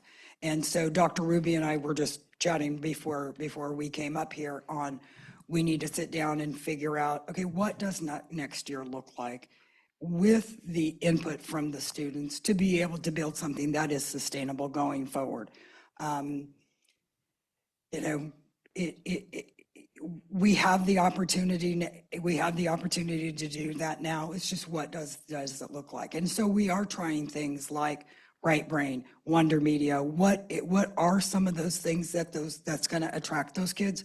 Simply because you have different students. You have the sports kid, you have the drama kid, you have the music kid, you have the the ag kid. What do we have to be able to offer all of those kids so that everybody has the opportunity to have some kind of option for after school? And how do we do that? It is a lot of money, but money goes fast if you don't have a plan. Yeah, And exactly. so we have to be strategic about what that plan looks like. And so we're working on it. Yeah, because more than anything, I mean, that's just my main thing, because I know, like I said, I know we're struggling with those numbers, keeping those enrollment, and I know that there's guidelines and whatnot, but hopefully we can work on something that would, because I did a walkthrough with you on our ELP programs, and we saw some trouble kids who were there and were happy to be there. So if we can take them into consideration and, work around them, not have them work around us, because I think that's how we're going to get the better results, if we work around them and have them part of the conversation. Absolutely. They need to be part of that conversation because we have to build their program. It's not for us. We have to build their program. Yeah, and then one last question. So what are our current wait list numbers? Because I know they weren't on our... No, I have them here. So Santa Lucia will have, we have somebody that is in the queue that is onboarding. So Santa Lucia will have 5. And currently we have how many? Do you know? 17. 17? No. So that's 11 and 5, 16. So Santa Lucia has 16, Del Rey has 10, KKM has 17. So now for Santa Lucia, 12 of those kids are TK Kinder. So we have a staff member that is onboarding right now that will take that TK Kinder class. That will bring it down to 5. Okay, so we were able to get that staff because we were at 55 in our December meeting. So we were able to get them covered. Right. Because that was one of our concerns, because it's something that we've been working on it since last year, and that's why it was a back and forth with Dr. Ruby going back with our numbers, because sometimes our numbers were a certain amount and then all of a sudden it jumped back up. So we were getting different sites. And I think that's one of our main things, that we want to provide this program for all of our students. It is, and it's been a concern for us. As I said, retention here has been our issue. We'll get the employee, but keeping them, as we get one, somebody else is leaving. As we get one, somebody else is leaving. And so we've made the conscious effort of being able to build the pool so that, there's 4 or 5 right now that are just subs. And so if I leave, I've got somebody who can take that class so that all of a sudden I don't have all of these kids who all of a sudden don't have a program leader. And so we've had to make that conscious effort of making sure that we've got one, that every class has a consistent program leader, and then there's backup in case somebody does leave. So there were 2 that were onboarding. One is taking a class at somebody who's leaving, and then there's one who's onboarding who will take that TK Kinder class that will take Santa Lucia to 5. So then we're hopeful that by February 10, we have 5 for Santa Lucia, 10 for Del Rey, and 17 for KCAM. And We've already called those parents. Okay. So they know their kids are coming. But we're not stopping. And so what we've had the conversation is we still have to have those backups that are there, even if they're only working 2 days a week, 3 days a week as subs, because people call out. And so we have to ensure that we've got the appropriate coverage. But 2, we have to have a pool that if Marie leaves, I've got someone who can step in, and it doesn't impact our ability to be able to cover our sites. Thank you. Any other questions? If you get home and you find one, there's my email. You can email me or call me. Thank you for the opportunity. Thank you, everyone. I just want to say to the public, to all the parents, thank you for trusting us with your kids. We're here to see them grow healthy, and we really appreciate that for the board for trusting us with all the kids as well. Thank you.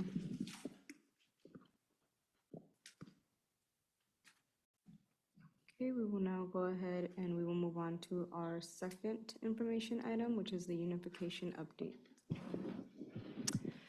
Okay, so for the next few months, you will see at at a minimum at our regular monthly meetings, unification updates under information so that we can keep everyone apprised of the latest conversations around unification.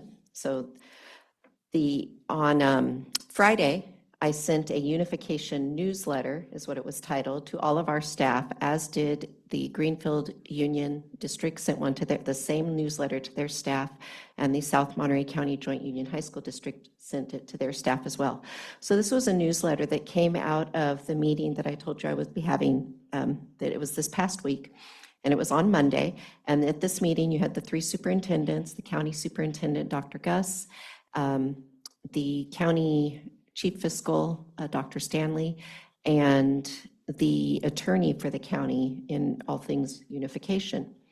So this was the first meeting to come together, clarify what the direction from the state was this past November, and select our dates for going forward, because as we discussed in December, when you selected who your representatives would be on this, for this subcommittee of sorts, we do have a time frame that we must meet, because in November, at that state board meeting, the state board directed the Monterey County Committee on School District Organization, which is a county committee, directed them to work with all the parties involved to develop formal plans and recommendations for the potential reorganization of the entire South Monterey County Joint Unified School District, which could result in 2 unified school districts, Greenfield Unified and a King City Unified. The state board was clear that they wanted to hear these plans at their board meeting in July of 2026. For the state board meetings, anything that's going to be on that agenda in July must be submitted to them in May. So we are working from a May 1st deadline backwards when we are scheduling the meetings and these discussions. So at that state board meeting in July, they are expecting to hear the plan from the county commission, and then they can either approve the plan, deny the plan, or they can continue it as they have currently. So between now and May 1st, we have, I believe it's about 8 meetings that are scheduled. At your December meeting, you selected Vina and Terry to serve on this committee. And when this committee comes together, the 3 board presidents from each district will be a part of these conversations. And if one of the board presidents cannot attend, then the alternate, which in your case was Terry, can step in and attend as well. At the conclusion of each of these meetings, we have minutes. So in our case, Terry will be able to read through the minutes so that you always have the most current information as well. And then again, staff and yourselves will receive these newsletters so that you know what's been happening so far. So at this meeting, again, we established those future dates. Our first meeting will be February 2nd. At these future meetings, again, it will always have, you'll have the superintendents, the board trustee, typically the president, the county superintendent, and the chief business official for the county, as well as we also have a note taker. I did leave her out. We have a note taker from the county that's providing our minutes and helping draft these newsletters. And the attorney working for the county on unification. And then at some of these meetings, each district will also have an attorney present to represent their interest when it comes to unification. An attorney won't be necessary in every single discussion because some of the discussions really don't have legal features to them. So for example, when we start talking about what potentially could this look like on the fiscal side of things, how are things divided? That is an issue that we certainly need to have our attorneys at the table to discuss. So part of the things that are happening right now is, as we know, there were feasibility studies that were conducted. Those feasibility studies have to be merged into one study. So that's something that's happening right now. The county committee, the other clarification that was given when we were there on Monday is what is the authority of that county committee? So the state board has given them direction to come back and present a plan. County committees are responsible for developing plans for potential dual unifications. So the committee has the authority over the content of the plans and the recommendations, which will have to include fiscal, governance, and any election-related elements.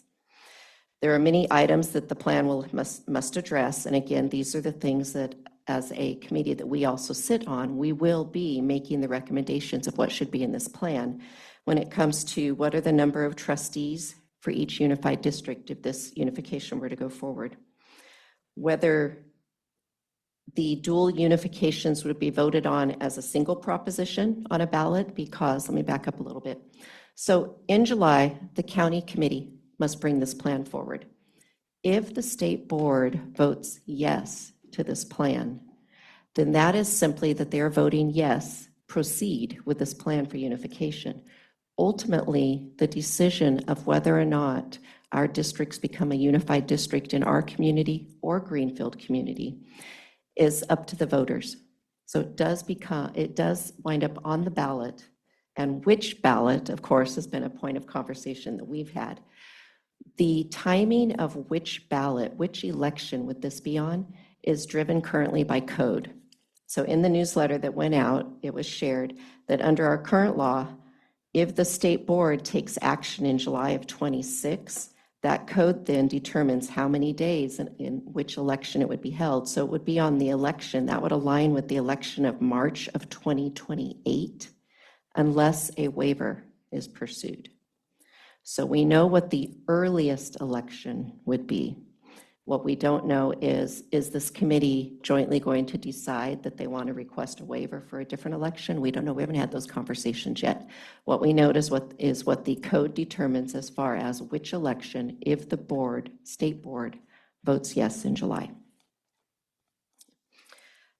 Other items that ultimately this plan will need to address is the territory of the unification, items related to our local control funding formula calculations, the division of property and bonded debt between the different districts involved, the timing of the governing board elections, and then the method in which you would stagger the terms, because again, as we know, all governing board members are not elected on the same ballot, or your term would come up for election all at the same time. So you do have to stagger that. So that is another recommendation that will need to be a part of this plan.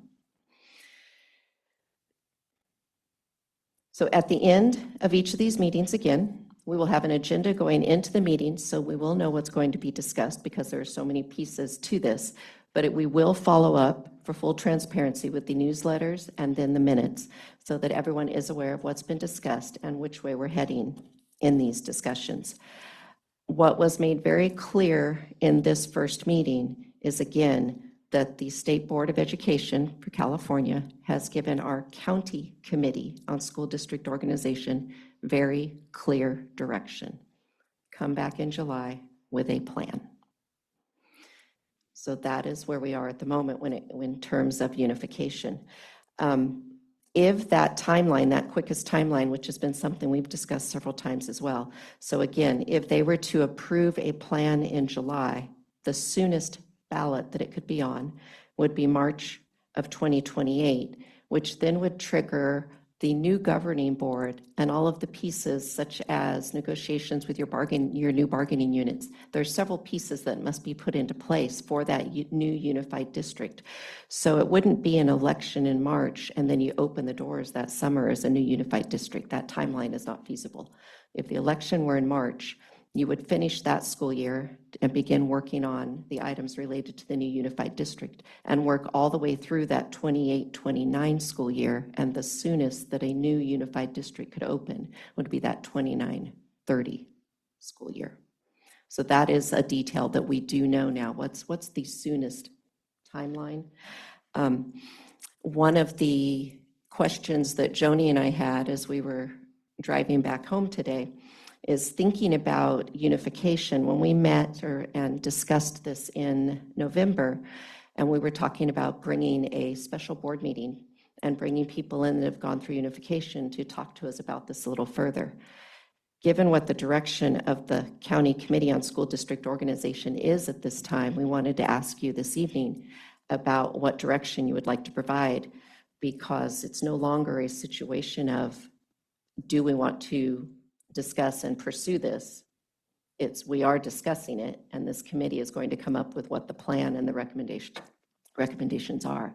So do you still want Joni to pursue bringing in people to talk about unification with us, or are there other pieces of information that you would like for us to gather for you? Do you think that the committee itself would look into those kinds of facts? Or would it be beneficial for us to be going into these meetings kind of having an idea of, those requests that we had, the successes, the pros and the cons, what worked for them, what didn't work for them, what we can do, or, learning from other people's experiences as well.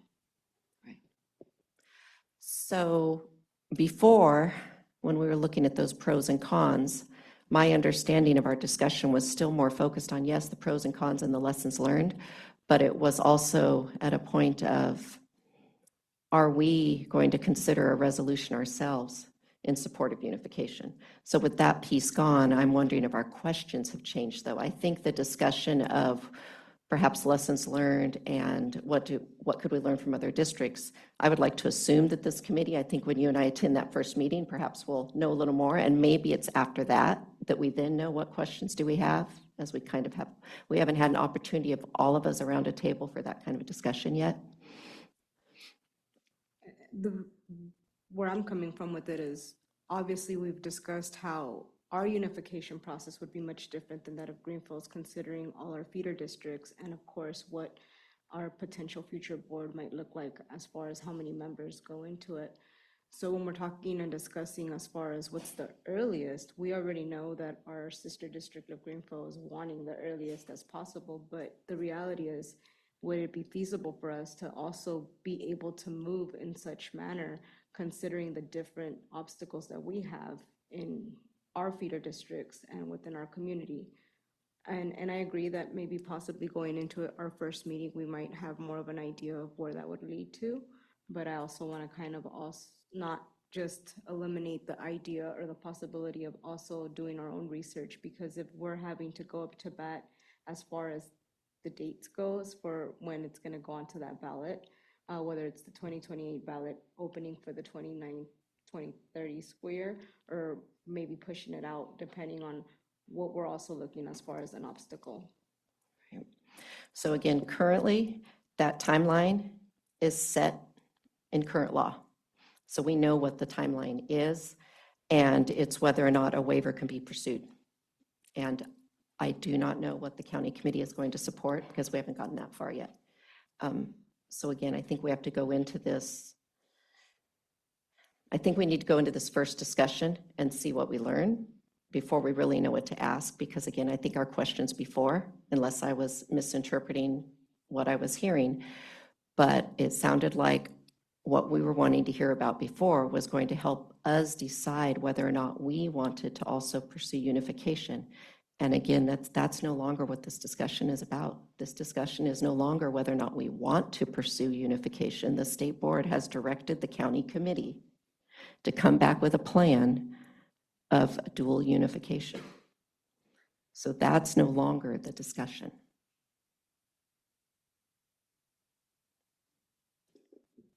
And that's completely understood. I think being somebody that was there, that's the first message that I understood right off the bat. It wasn't a second guess for myself. Again, not opposing the idea of unification regardless of how we feel deep down inside. It's a matter of how we're going to be able to move forward and assuring that when we're looking at our area and our community, that we're also considering that we're able to do this thoroughly and as accurately as we can. And since I'm hearing, and I'm going into this open, I just want to open it up for discussion as well, but I'm hearing that there's going to be the possibility of a waiver being claimed or being asked, and there's 3 boards that are going to be working together. Knowing where one stands doesn't necessarily mean that they won't be on board with going forth with that waiver if needed. But if that waiver is needed, we know that the other district that will be impacted by that would be the high school. So considering where we are facing a possible impact, because we do have much more ground to cover, and as far as our feeder districts go, and when we're talking about giving that, the communities the input, it's important that we give everybody that same kind of stage to be able to come in and provide their input. So yes, county committee was given the direction to work with the three boards as far as the unification process goes. Going into the first meeting completely open-minded and, willing to work with all. It doesn't take away from the fact that we still might have to do our own groundwork. And I know you're not taking that away, but I'm just making sure that we're going to remain open to the idea of possibly having to do our own, research when it does come to us doing our part of how we're going to move forward with the unification process locally, and also in consideration of all the feeder districts that would be impacted as well with the move. So in my humble opinion, I believe we should be prepared as much as possible when you all do have these meetings. I know it will be secondary, but I still believe it will be beneficial for us to have this information from other districts that have done it before, just so when they give us their input, we could actually be, again, more prepared on what questions we're going to ask. What if they had issues with their bargaining units, what they learned from that, and this is probably be a good thing to bring forth because it was a huge issue for us.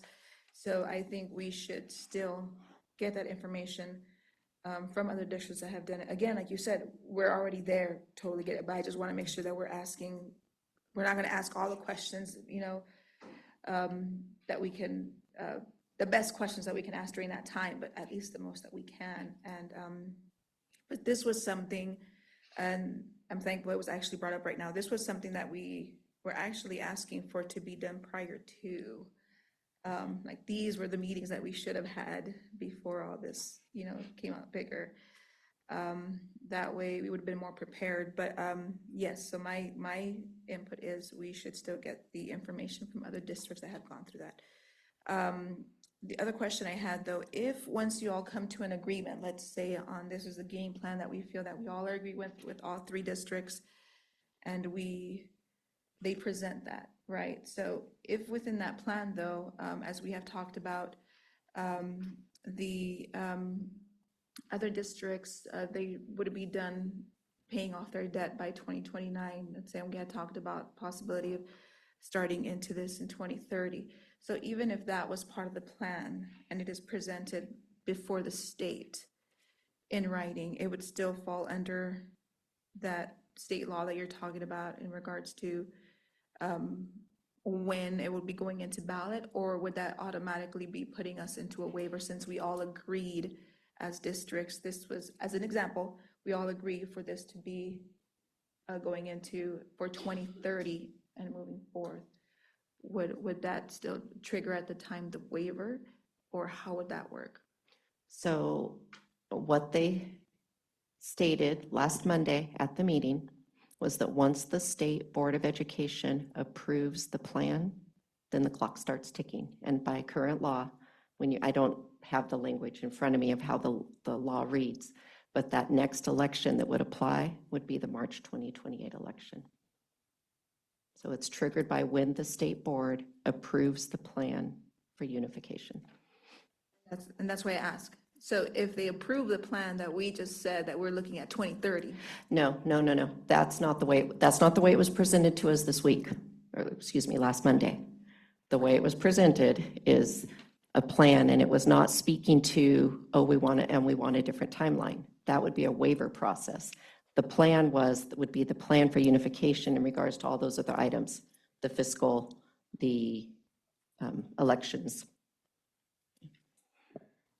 So the possibility of these meetings continuing to happen, all three districts are meeting, and then when the county board goes back to report in July, they can we can all come to the agreement, and what can be asked of is for an extension at that point, right?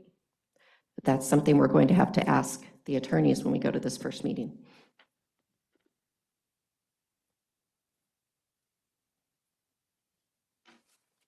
It kind of seems like we really don't have much of a say. We're pretty much going with what's being thrown at us. But again, I agree with what Terry was saying, that it would be nice to still have those consultations so we can get a better understanding of what's going on. just because of the fact that, you know, throughout this whole process, we've been the last ones to find out what's actually going on and getting information. So if we can get it from somewhere more reliable, non-biased, it would be beneficial for all of us at that point. Because it really seems like we have no say. I feel that these meetings are going to be the opportunity for the three boards to come and, I don't want to say argue, but state their reasonings to why we would request a delay or more time. It does feel like, again, being pushed into it because originally it was an idea to come together and to originally come and create these meetings ourselves with the boards. And although the direction was given to the county board, the way it seems to be going down, that's what it feels like. But because we still haven't had the first meeting, I'm going to be optimistic going into it. But I do feel that we have been shined off and have been not included from the get-go. If this is the way we're going down unification, there's still a better way of doing this process. I mean, we've done it in the past when we're going to implement something. We go and we do our groundwork, and not to throw MCOE under the bus, but again, the way that they've dealt with this unification from the get-go back, 10 years ago, I would have a hard time to just trusting that they're going to go ahead and, dot all the I's and cross all the T's. And even though it might sound redundant to go do our own footwork as the representative, one of the representatives, because Terry is the other person for whenever, need be. I would like to also have inside information as to, they're suggesting this, but, we did our research. These districts went about it this way. Another thing to point out is in December when we went to CSBA conference, ironically, there was a showing of how many districts in California were not unified and were exactly, an image of what King City and Greenville are, where they have an elementary and a secondary district. And it's actually more so that those are more popular than not. And, before going and seeing that at CSBA, we were being given the idea that it was more traditional to have unified districts. So I was, that was something that was, the light was shined on. But if we had not seen that, we would be believing that, the more traditional move would be to unify. So I understand the concept of working together, but I also want to go into this fight with our own knowledge, if that makes sense. I also want to point out that on Wednesday, February 11th, and I'll get the time for you. There will be, that's when this county committee on school reorganization, it's one of their meeting dates. So I will find out because those meetings might be a midday type of meeting. That is also our second meeting date. So they're being held not at the same time, obviously, but both are scheduled for that day. So I will get the meeting time to you and what is on the agenda for that day, so that, because the assumption is there'll be a presentation about unification. And even if it's simply discussing the steps, the process, again, I will share that with you in case you would like to attend. That would be a regular public meeting. Is there anyone in the audience that's wishing to ask questions or comment? Any other comments or questions from the board?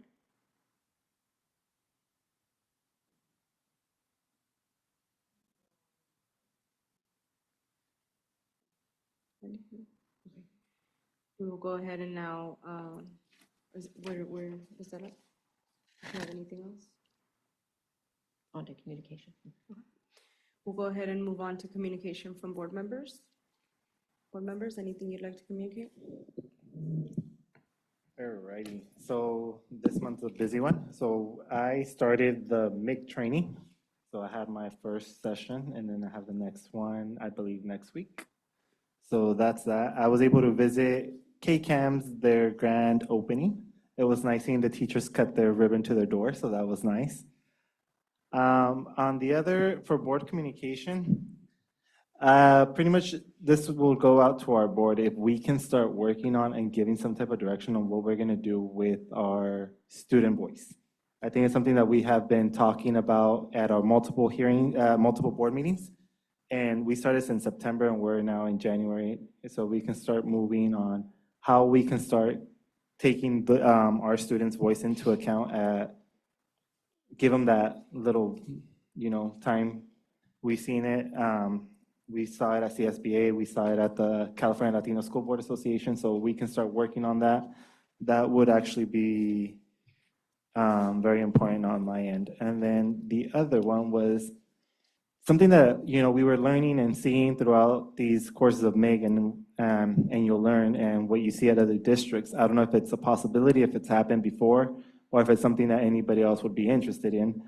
I know that other districts have some type of, it's not a presentation, but some type of comments from our unit partners that showcase the positive things that are going on at each of our unit partners. So that's something, if I know we have Sam here at all of our board meetings, some focus also on the positive, that would be nice. And for me, that'll be it.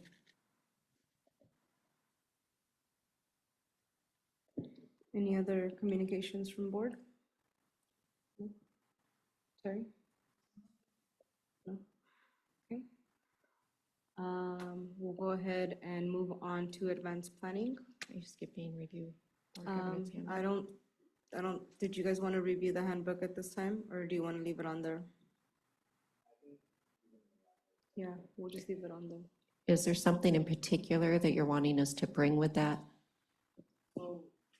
The only thing is because sometimes what happens with reading the governor's handbook is sometimes that we don't review the agenda on time, or we have our busy schedule and we get to the last minute. So I know that it says, email. So sometimes we end up breaking that because we don't email ahead of time because we really have that day to review it. So,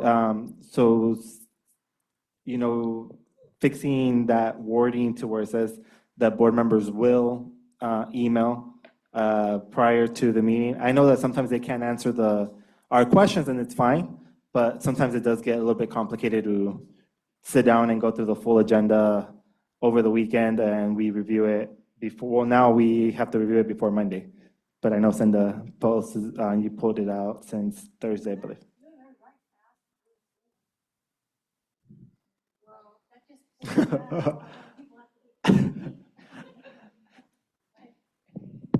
So for me, that was one of the topics that I had on our handbook. And I know that last time, because I do see it's from the 23-24 school year, so I don't know if there needs to be any updates to that.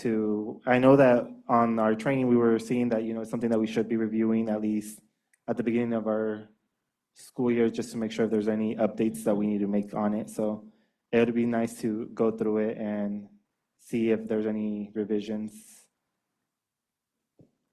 Would it be okay to just leave it on there so that when we do come across something? Yeah, but I mean. Is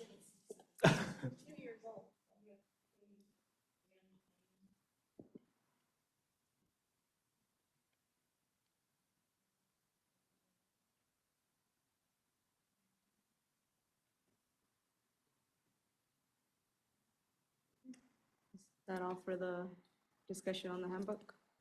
It will remain on there, right? It'll remain on as information. Just in case, just so we can have time to review it.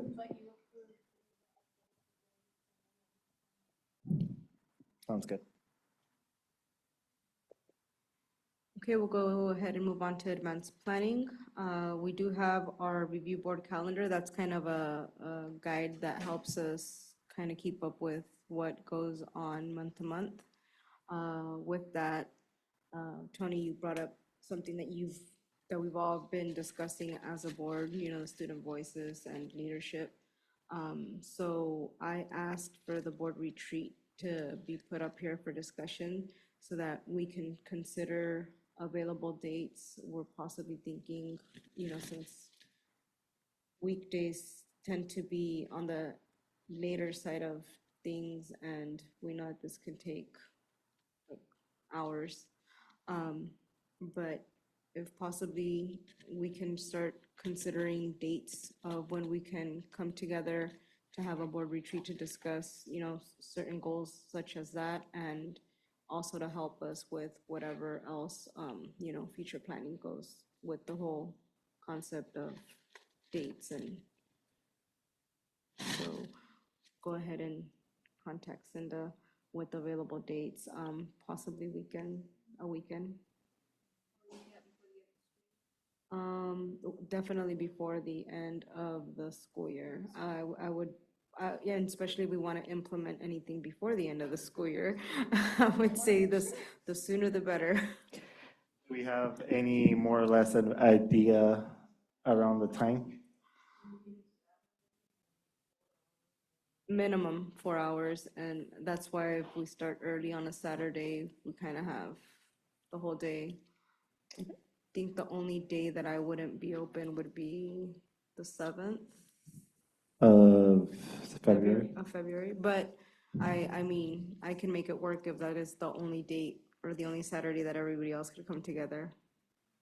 Where we can get an idea of dates more or less, so like Yes. that we don't So if we. push it out too far. Right, so with that said, we're looking at a Saturday, the sooner the better, so if everybody can go home tonight and within the next, week or so, kind of look at your schedules and see which Saturday works the best, or which Saturdays, give a couple of them to Cinda so that she can see what the majority of us land on.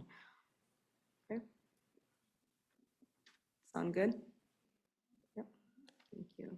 Okay, so our board study session would be Tuesday, February the 3rd, and our next regular board meeting is Tuesday, February the 17th. Yes. Our Tuesday, February 3rd board study session, that's our annual LCAP mid-year update. Just a heads up that we may need to schedule a closed session prior to that. Normally on our board study sessions, we don't. So just letting you know, we'll obviously make you aware if that's needed. But I wanted, as you're thinking, if you're planning for that night, we may need a closed session.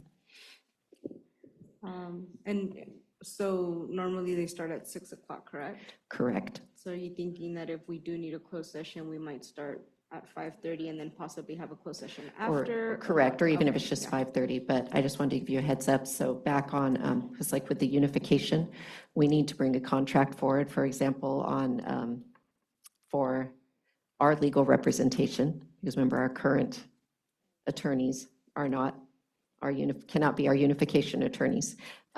And then just a couple of other items that might need a closed session, so we'll see. That particular item I just mentioned would not be a closed session item. Okay. Just go ahead and keep us updated. With that, I'm going to entertain a motion to adjourn. Motion to adjourn. Thank you, everyone, for joining us tonight.